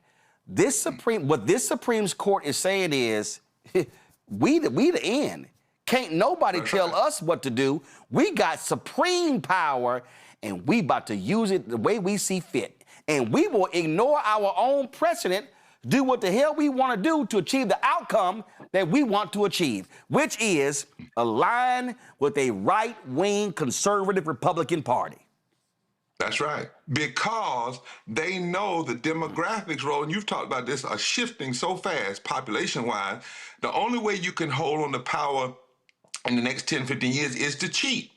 And this has been something that's been going on. We could have fixed the Voting Rights Act ever since June 25th, 2013. That was Obama. Obama was there. That's right. That's exactly right. Obama, then Biden, then Congress. You know, and anybody, I don't care who it is, a congressional leader, a whip, who said to folks, hold off, back up.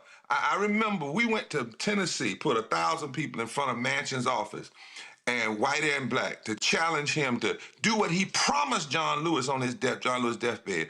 And he told our folk, oh, I've been assured from other groups that I don't have to go along with your pressure, and they're gonna be okay with the vote on the COVID relief for corporations. You know, he wanted some for his sludge plant or something up in West Virginia, and then he promised he would come back and vote for the Voting Rights Act, and there was never a comeback because we never should have let him off the hook.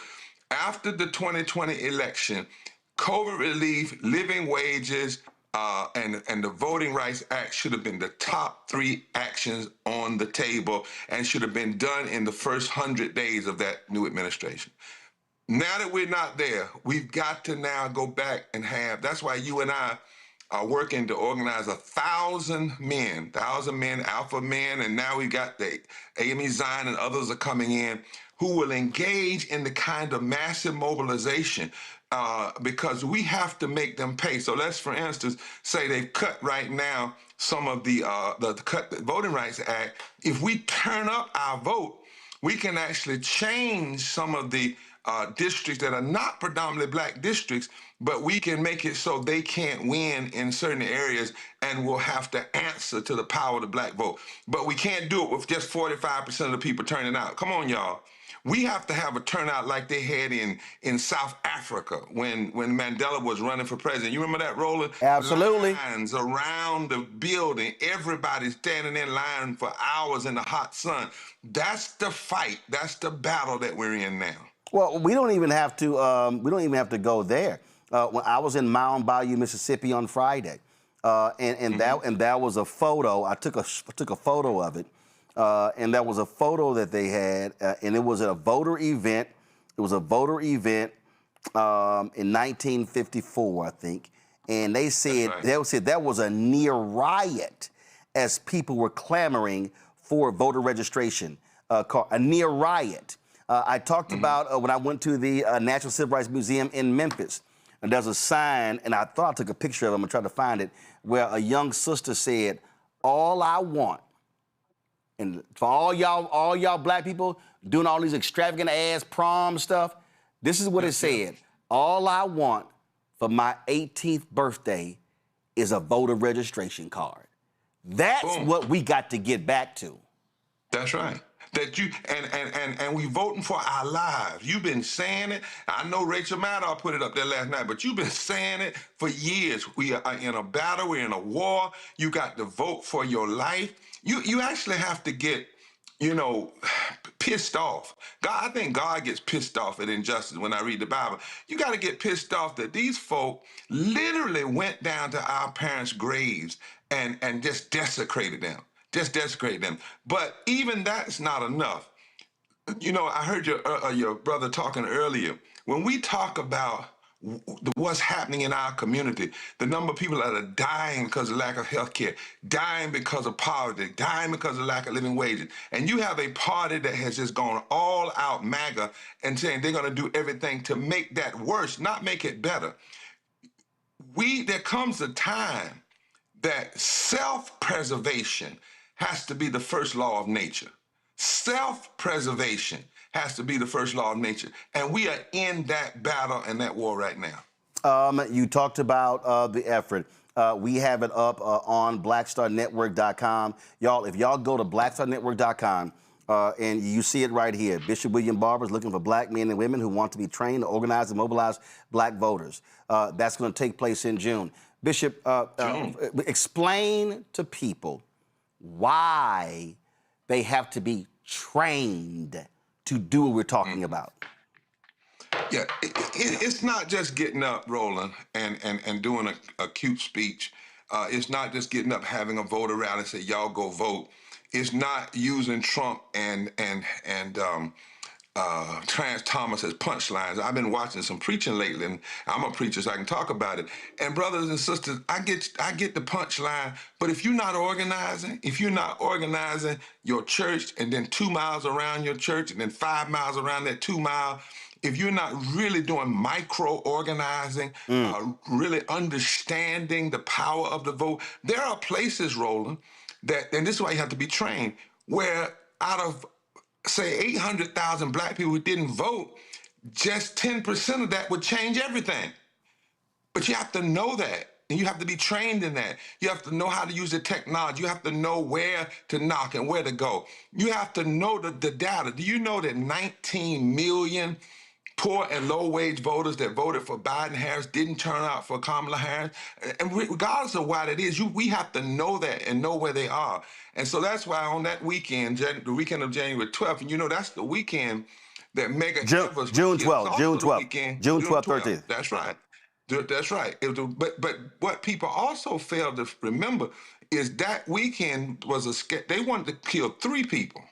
It was a brother in Louisiana. It was Bernard Lafayette, who just died, and Mega Evers. They got Mega.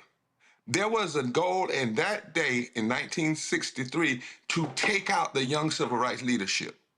And right now, we are in a battle to take out all the power that leadership won. And so what we're saying is on that day, and on the same day that Kennedy announced he was going to fight for the Civil Rights Act, we have to grab that moment, because we're watching the undoing. And folk have to be strategically trained on how to use the technology, how to do door knocking, how to be strategic, how to work the percentages. It's not always about, well, we're just going to get 100% of the people to vote. That's not how you do it. You really need to be technical. For instance, I can tell you right now, Roland, in North Carolina, we need 1,830 votes per county to overcome the margin of victory that Trump had in 2024. That's the kind of specificity that we have to have, and then go after where we can find those votes. Well, to your point, Isaac Hayes, III, posted this on social a couple of days ago. You talk about data. You see it right here. He said, eligible black Georgians who didn't vote. 2018 governor's race decided by 54,723 votes, 900,000 and 1.1 million black folks. Eligible black folks didn't vote. In 2022, 191,000. He said, if we show up, we win. Same thing, 2024. North Carolina, some 600,000 black folks didn't show up. And I keep saying the floor for black people should be 70%. That's the floor. That's right. Not 45, not 52, not excited because it's 55, 70%. Otherwise, we're going to just be sitting here whining and complaining when they just run the table. And let me be the first, because I know somebody said, Reverend Barber, I just saw North Carolina. You all didn't do it. You're exactly right. That's one of the reasons why I'm saying I can't be out here going everywhere else, Roland, and not stay in my own home state. I'm saying it to every preacher that wants to do big national speeches. Nope. If you're not organizing your church, then you have no credibility to do that. If you're not organizing your community, you have no credibility to do that. So it is time for us to take these numbers.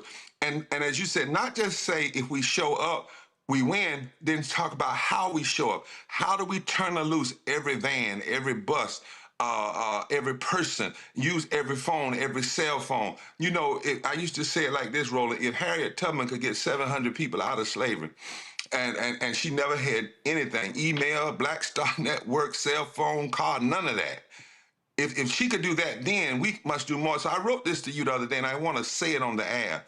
What I believe, it's past time to act like we're in a war, a battle against forces of racism and injustice and authoritarianism all at the same time.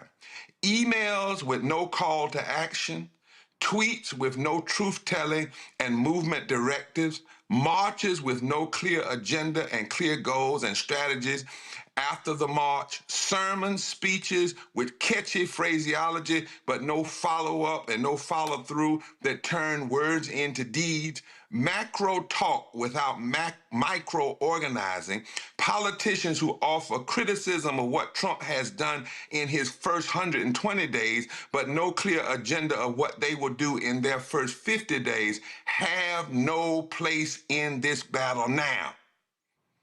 We're in a different moment, y'all. And with everybody's got to straighten up and fly right. Folks, do me a favor. If y'all want to be if you want to be trained in organizing and mobilizing and getting the vote out, we ain't paying lip service. This ain't just a whole pontificating. This is about real training. June 12th and 13th, go to blackstarnetwork.com. Click the link. You'll see it right there. You go down there. When you scroll down, you're going to click that link right here. It's going to take you to a form. We put my email out earlier. We don't have to now. This is the contact form. Your name, your date of birth, your address, your email, your mobile phone. Sign up for email, dates, text messages. We still are organizing alphas. That's for a specific reason, y'all. If you're a member, just click that box right there and click submit. Because last point, Bishop, and this is what gets on my nerves, when I remember Reverend Jackson and I had it out once in Chicago because he had a rally and they were not collecting data. The problem I have is when I see these folks have rallies and events and all this stuff, and I'm like, y'all don't even know who's here. How are you not collecting data? How are you going to move the people after the protest to go to the City Hall chamber or the state legislature chamber or the Congress if you don't know who the heck showed up at your event? You got to be collecting data to follow up with people. Always. That's why, Roland, as you said, you can go to breachrepairers.org and click there. We're collecting this data. And on May the 11th at 5 o'clock in Washington, D.C., we're having a Moral Monday. We've been doing Moral Mondays for several weeks now, right in front of the White House. Yep. But Moral Monday for peace and nonviolence. But we're connecting the violence of the war in Iran to the violence of voting rights denial. That's violence too. Poverty is violence. Denying people living wages is violence. And we're going to be collecting data. And we are asking for several thousand people to come in the street right in front of the White House, starting at Black Lives Matter, and then right in front of the White House. We'll have thousands online. We're gathering data. We're inviting people in. And by the way, Roland, these trainings, some of it will be in person, but most of it will be online. So there's no excuse, right? Right. And the kind of training we're going to do is not for you to do it for repairs of the breach, but to turn you loose in your own community. Yep. To turn groups loose in their own community. That's what has to happen now. This is not about building any one person's kingdom. This is about us engaging this battle that we're in now to stop the erosion of everything that our foreparents won, but also push forward into the things that are yet to be won. And one of them is, Doc, we've got to get our lawyers and figure out a way to do a Voting Rights Act that can never be undone like this ever again. That's right. That's part of what has to be on an agenda in the coming, and after we do the election. Indeed. Bishop William Barber, I appreciate it, Frat. Thanks a lot. Thank you, my brother. All right, then. Y'all, I saw this the other day, and I figured today's panel would really decide to weigh in on this. And y'all already know I can't even deal with the lying on Fox News and the sheer stupidity on Fox News and the most ignorant stuff on Fox News. But they said something that made no sense to me whatsoever. They were talking about Jimmy Kimmel and his joke about Melania being a widower, and Trump lost his mind. Listen to what this fool, Emily Campadano, whatever the hell her name is, Campo Crazy, actually said. Y'all, she must be high. And my second observation is I would really appreciate if any former First Lady would release a statement and just say, I stand in support of this First Lady. Because that absence of commentary in the way of many... Michelle Obama is on her podcast all the time. We've heard her thoughts on a lot of things. Can she just spare one sentence in support of this First Lady who has been through so much, who has a target on her in the public square and out? It is horrifyingly atrocious how she has been treated. I would love for there to be some support coming out of her mouth.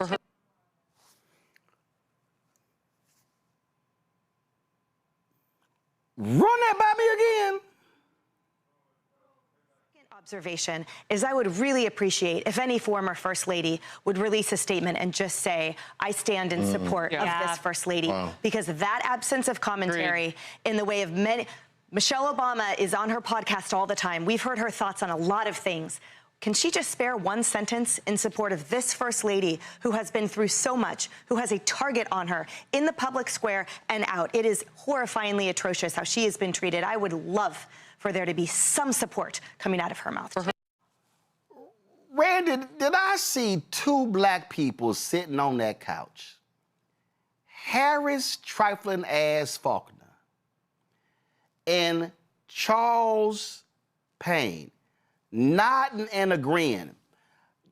Do you recall Melania saying anything when Trump posted a video displaying Michelle and Barack as monkeys? I don't recall Melania saying to her twice impeached, criminally convicted, pooping in his pants husband, take that crap down. So these ignorant ass fools, they have the audacity to say that Michelle needs to come to the defense of Melania?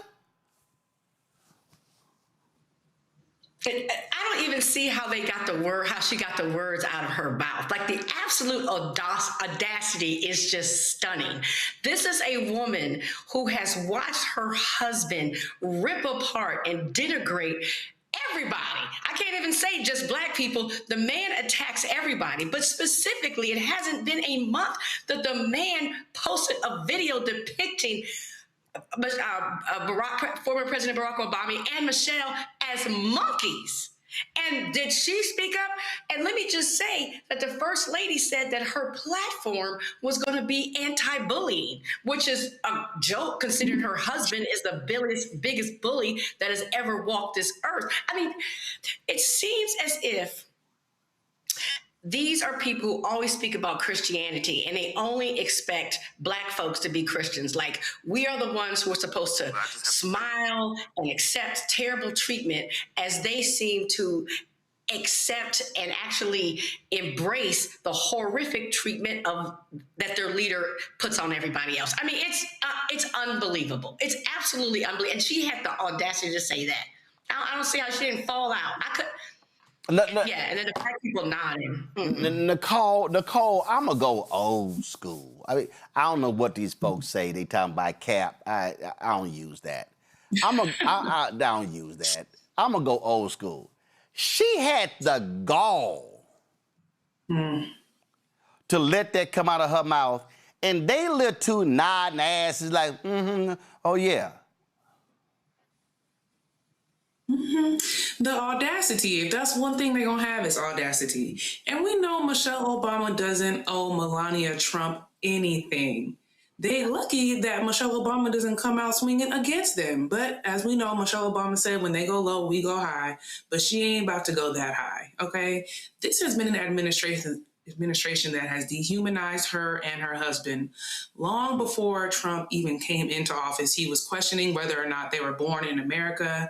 I mean, the list goes on and on and on about how they have disrespected Michelle Obama. And then they got the nerve to ask her to stand up and say something. Goodbye. Mustafa, I'm going to go one more. That child had the caucasity to let that come out her mouth. And it's amazing how they want black folk to stand up, support, and show compassion when Melania ain't said a damn word about the vicious attacks. And let me remind everybody watching and listening that Melania Trump, sorry ass, is a birther. Melania Trump was on Joy Behar's headline news show with that birther nonsense. Oh, ain't no way in hell Michelle Obama should say a damn thing coming to the aid of the defense. Let Melania talk, but she can't because she can barely speak English. You got me with caucasity. You know, that's my word. I wrote a poem about it. Yeah, my auntie would say, you done lost your damn mind. It's just crazy. I don't know what is going on in that studio. They either got some gummies going on in there or some dark liquor or something that's going on, because First Lady Michelle Obama has been so gracious with her time when in the spotlight. And I mean, they were just vicious about her looks, about her intellect, about so many things that were completely false.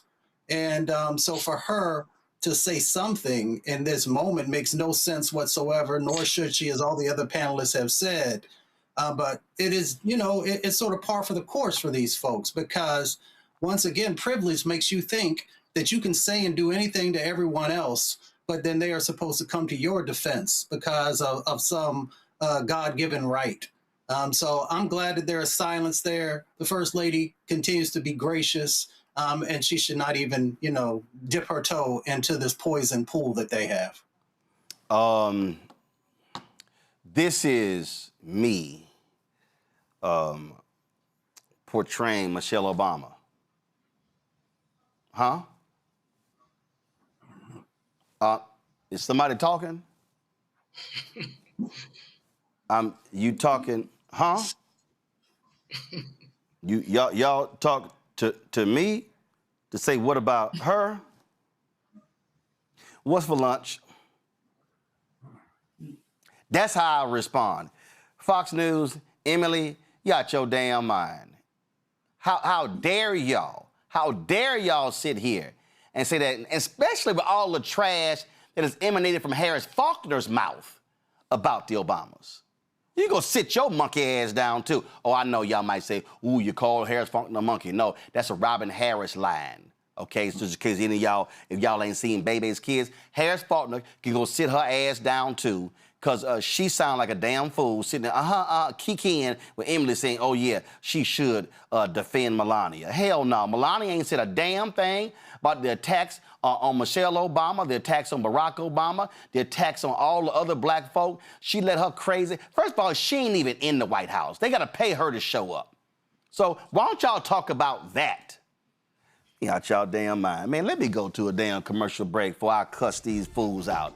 I'll be right back. Roland Martin Unfiltered, the Black Star Network. Support the work that we do. Join our Bring the Funk fan club. You want to contribute via Cash App, use the Stripe QR code. You see it right here on the screen.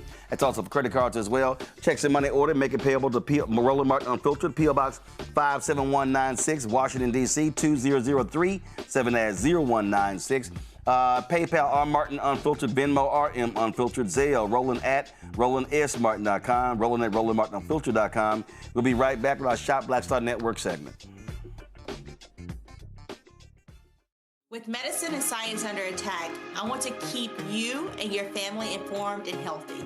I'm Dr. Ebony Hilton, and I knew at the age of 8 that I wanted to be a doctor. So I studied hard and became the first African-American female anesthesiologist hired at the Medical University of South Carolina since its opening in 1824. And I always say I was made into a doctor, but I was born to be a mom. And as a new mom, wife, sister, daughter, and friend, I understand how frightening a medical crisis can be. I care for individuals on some of the worst days of their lives, and it's my mission to provide you with a safe space to gain clarity on issues affecting your mind, body, and soul. I recognize that there are health disparities, particularly as it pertains to race, and I want to help bridge the gap between you and your healthcare providers. Join me every Thursday for Second Opinion on the Black Star Network, where each week I'll invite experts from various medical fields to share the latest health news. We'll discuss topics such as the vaccine debate, mental and sexual health, medical bias, infertility, menopause, andropause, nutrition, and aging. Together with my medical colleagues, we aim to provide you with a second opinion. Don't miss it, Thursdays only on the Black Star Network. How you doing? I'm Mark Curry, and you're watching the Black Star Network. That's why I got these glasses on, because that black star is bright.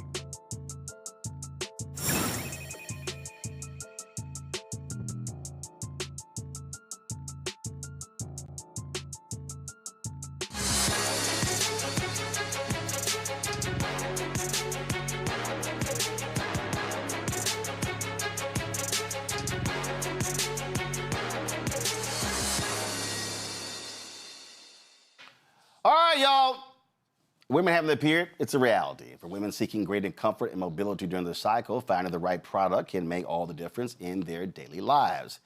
Tonight's segment, our guest is transforming period care with a more convenient and eco-friendly menstrual product. Honor is a period apparel brand that offers patented reusable underwear featuring a flexible absorbency system allowing users to swap liners throughout the day. Cecilia Towns-Scott, founder of Honor, joins us right now. Cecilia, glad to have you here. And so, all right, we always ask owners what led them to this. And for you, was it just not finding proper products? Yeah, and thank you so much for allowing me to be here, Roland. So now I work as an attorney, but before I did that, I worked in Chicago public schools. And, wanting to have a more eco-friendly period, we all know the earth is on fire. And using traditional period panties, the liner for them is sewn into them. And so imagine what that's like. You have your period panties, you work in a high school, you have 4 minutes between classes. What are you going to do, right? And I'm in Chicago, so in the middle of the winter, that's having to take off pants, possibly leggings, remove the underwear, put on a new pair of underwear, and try to make it back to class. Like it was just too much. And so I learned sewing from my mother, so I've always known how to sew, entrepreneurship from both my parents. And so just kind of start thinking like, okay, how can we do this better, right? Like there's a lot of brands out there, but with everything else in the market, we're kind of marinating in our own magic all day. And I just felt like we could do better. And so Honor was born. So you were mainly thinking of young women who are in middle school and high school who have these issues where they are at school all day. Middle school and high school, but honestly, grown women as well, postpartum women as well, women with bladder leaks as well, right? Like there are actually a number of groups of women who have issues with either period blood or something leaking, right? And literally we got the patent because everything else on the market only comes as one unit. There's literally nothing else on the market where the absorbency is removable. And so with Honor, you get one brief, but every package comes with 2 liners. So you can, period into it or bladder leak into it. And then when you need to freshen up, you can remove the liner, put in a fresh dry liner and go on about your day. And so, I say with everybody else, you're one and done. But with us, you kind of get 2 uses. Wow. And y'all got the patent as well. We got the patent, yes. Okay. Questions from the panel. Randy, you first.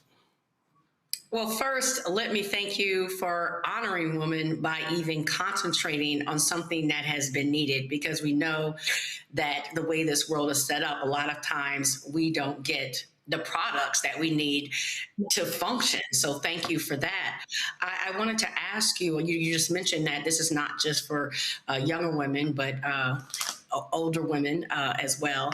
And I wanted to ask you, where can people buy I know we can buy it here, but are you going to have it in retail stores as well? Yes. So right now, thank you. So right now you can buy it here. You can also buy it on our website, wehonoryourflow.com. We are absolutely kind of working and praying to get it in retail stores.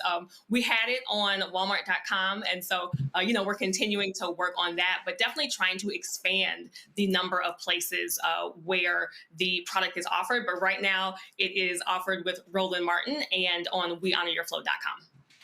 All right, cool. So shopblackstarnetwork.com. So while y'all watching the segment, y'all can go to shopblackstarnetwork.com. Nicole, go. Hold up, can't hear you. You're on mute. You're on mute.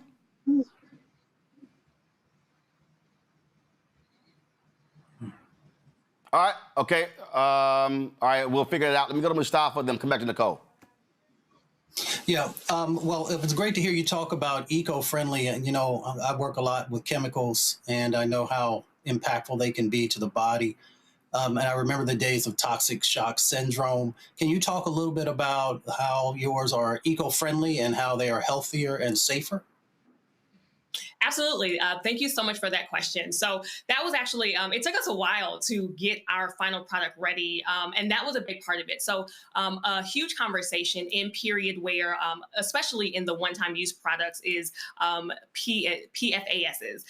These are basically forever chemicals that are found in literally everything. And so when we, that was actually one of the questions that we asked our manufacturer when we were trying to figure out like where we, getting the fabrics and who's going to make it for us, do your products have PFASs in them? And our manufacturer kind of sent us their certificate that says, like we do not have those chemicals in the products that we're using because part of the research and kind of what got us to the name, we started off as honor your flow, because when you do the research about menstruation, you find out that you may bleed for, 3 to 7 days, but what actually impacts how you experience your period is what you're doing for the rest of the month. So the products that you're putting on your body, the chemicals that you're being exposed to, your diet, your exercise, like all those sort of things. So we actually made the product with that in mind, to not have all of those chemicals that are in the one-time use products. There's always, there's some things that most products have to kind of be sprayed with, because they're being shipped and things of that sort. But we did take special care to make sure that our products do not have the PFASs that are in one-time use products because of the way that it can affect your body. And just, again, a lot of the stuff that's out in the market was not made by us, not made for us, not made with our health in mind. And so a big thing for us is kind of when we make products for ourselves, we do it better, right? And so that was a big part of the brand. I think we got Nicole's audio straight. Nicole. Yes, I'm back. So I think this product is so incredible. And I was wondering if you could talk a little bit more about accessibility, because I know a lot of women live in areas where they can't easily access a CVS or Walgreens to get the products that they need. But if they have something that they can use multiple times, that might make things a little bit easier. So can you talk about that? Sure. So that's another big part. I think, and we're just so thankful for it while we got the patent, because a big accessibility piece here is the fact that you can remove the liner, when you're wearing it. I know you talked about accessibility as far as location, but I also want to talk about accessibility as far as ability, right? For folks who might be wheelchair bound or just might have issues putting their pants on and off, something where you can remove the liner is going to allow that group of people to access a sustainable period. And then to, the actual point that you made, my apologies, for right now, we are offered, the product is offered on our website. So even if you don't have a CVS that is near you, we ship everywhere. We ship definitely everywhere in the US. We have shipped overseas. We are willing to ship any and everywhere because accessibility when it comes to period products is such a huge thing that taps on the reusable part of it as well, right? Like if you can't get to a CVS very often, but you have these period panties that you can wash over and over and over again, and literally all pieces of our product, that's from the brief to the liner to the waterproof wet bag, all of that comes with it. You can throw the whole thing in the washer and then in the dryer, and it lasts for years. So folks, ladies, mothers, aunts, cousins, sisters, wives, you name it. And of course, men, you can also buy products as well for the women in your family. Go to shopblackstardnetwork.com. The product is called Honor. Go to shopblackstardnetwork.com. This is the website. If you go there, you can check out the products as we speak. Please support this Black-owned company. Great product and great job, Cecilia. We appreciate it. Thanks a lot. Thank you so much. Thank you for having me. All right, a couple of things to close out the show. First, I saw this story y'all 3 weeks ago, and I really tried my best to... Are some white people just so stressed that they can't avoid black people just minding their own damn business? A group of black women are in a park. They just working out. They are just minding their own black business. They are just having themselves a good time trying to get their bodies in shape. And this ignorant ass Karen decided to bring her trifling ass over to mess with them. Go ahead and press play. Does she own the park? Okay, that's fine. She didn't charge anybody to be here. But I didn't charge anybody to be here. That's for my stuff that they're using. That's what they're paying for. So mind your goddamn business. Take your ass home. I mean, do you want me to call you guys? You need to show respect, ma'am. I work with the CEO. This is not your property. Anybody said go We've been out here for 2 hours. But what's the problem? You and that girl with her long ass kids. What's the problem? You and that just cancer. What's the problem? What's the problem? Nicole, I'm telling you, Donald Trump gonna get some white folks' ass whooped. I mean, this idea that you think you just own the park and you just can roll up and question folk. I have been to numerous parks. Not one time did I go, they don't look like they belong here. It's a park. Girl, go sit your plain Jane ass down. She should take her ass shopping. Because that little skirt she had on, anyway. You know, not only do they think that they own parks and streets, they think they own the whole world. That anywhere where Black people are existing with joy and happiness, that they need to try to come and shut it down. But we are not taking that. We never have and we never will. So that's why she got turned away and roasted, because she had to call Cassidy, like we talked about earlier. They hate to see us even exist. So I'm not surprised by this.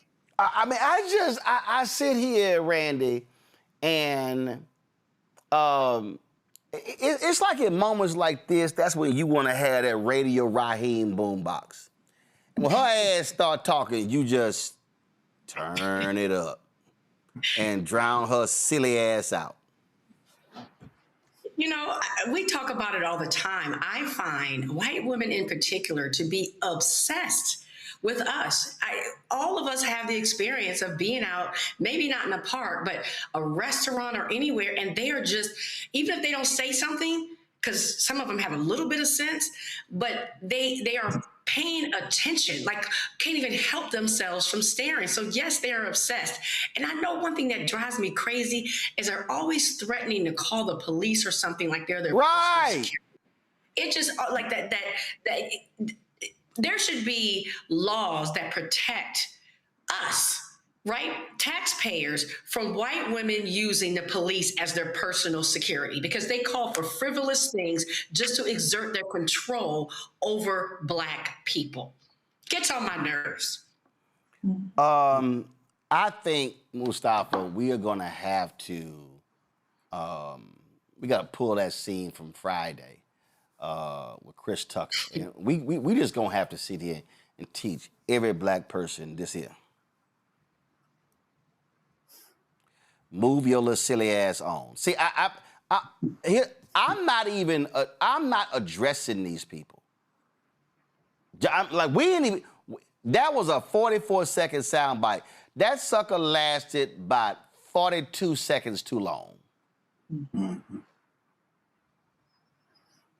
Well, I mean, they try and play with us, right? Because historically, they've been able to play with us. They've been able to, there used to be laws that you couldn't go into certain parks. And they would come and arrest us, but that's not the reality anymore. And people need to understand that this is 2026 and not 1956. The other part of it is, let's just be honest, also, there's a lot of jealousy. There's jealousy against Black women. Those sisters is out there keeping it tight, keeping it right, and, enjoying the sun. And as was said earlier, embracing their joy.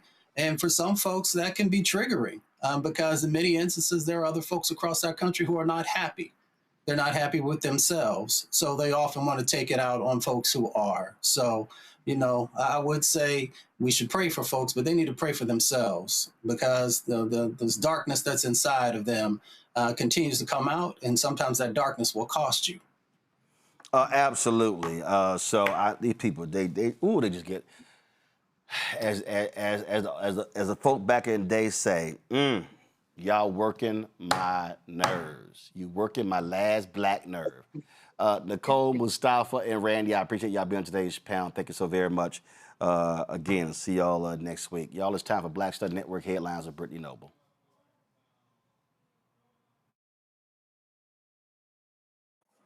A Louisiana Fifth Circuit Appeals Court ruling blocks newly elected Calvin Duncan from taking office again.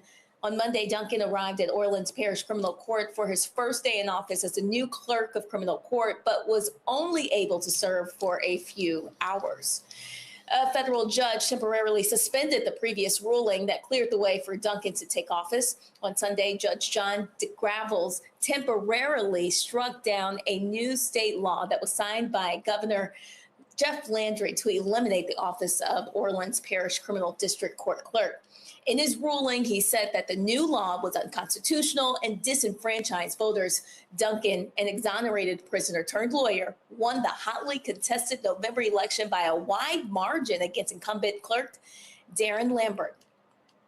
Well, Black MAGA influencer named Craig Long, who recently posed with President Donald Trump at a UFC event, has been arrested in Florida as part of a multi-day human trafficking sting. The 41-year-old is the owner of Craig Long Fitness in Tampa and is a self-described MAGA and social media influencer. Police have accused him of seeking the services of a prostitute. The multi-agency operation targeted both those seeking to exploit minors and individuals soliciting prostitutes.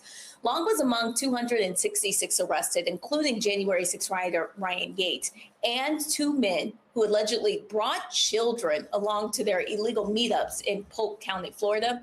Polk County Sheriff Grady Judge did not hold back at some of the people caught in the sting. A significant development for historically Black colleges and universities is underway as 15 HBCUs have come together to strengthen their collective research capabilities, secure funding, and enhance their national impact. This coalition, called the Association of HBCU Research Institutions, includes prominent institutions such as Howard University, Morgan State University, and Florida A&M University. Together, they aim to promote research led by Black scholars, the Association of American Universities, Harvard University, the Legacy of Slavery Initiative, and the Harvard University Office of the Vice Provost for Research support this initiative. This partnership includes a 3-year, $1 million grant designed to expand research capacity and resources. Leaders of the initiative emphasize the importance of addressing disparities. Their goals include strengthening faculty recruitment, investing in necessary infrastructure, and tackling pressing issues such as health disparities and economic inequality that affect our community.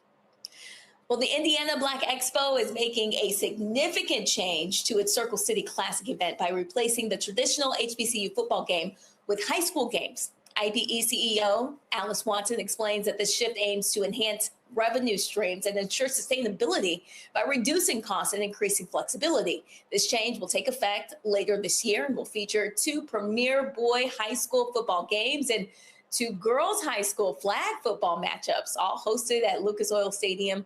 In keeping with the event's signature traditions, activities will include the Battle of the Bands, the Miss Circle City Classic Coronation, and the Classic Parade, and also the Fall Fest community event. The Circle City Classic and Summer Celebration has served as the organization's primary fundraisers.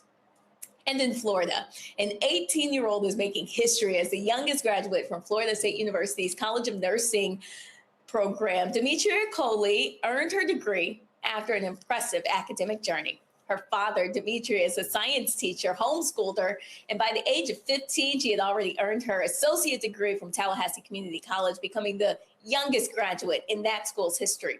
Her educational path was accelerated from the beginning. She graduated high school and college simultaneously and then completed her prerequisites at Florida A&M University before enrolling at Florida State University.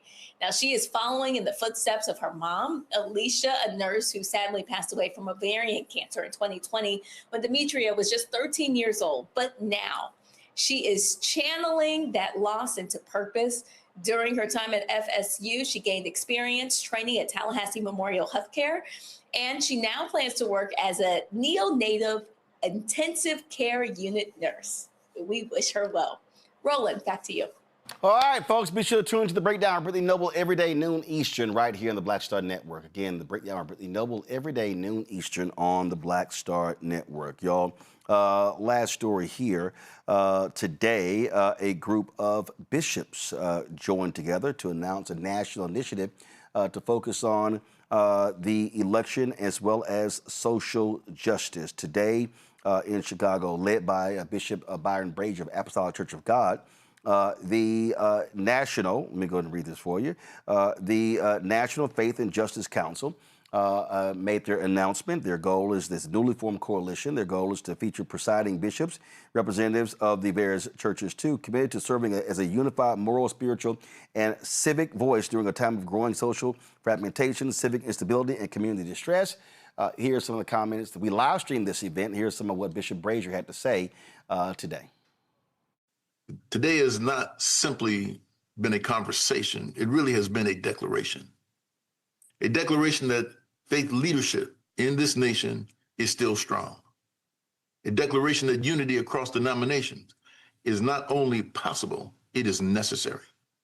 And a declaration that the church still has a vital role to play in shaping the moral, spiritual, and civic direction of our communities.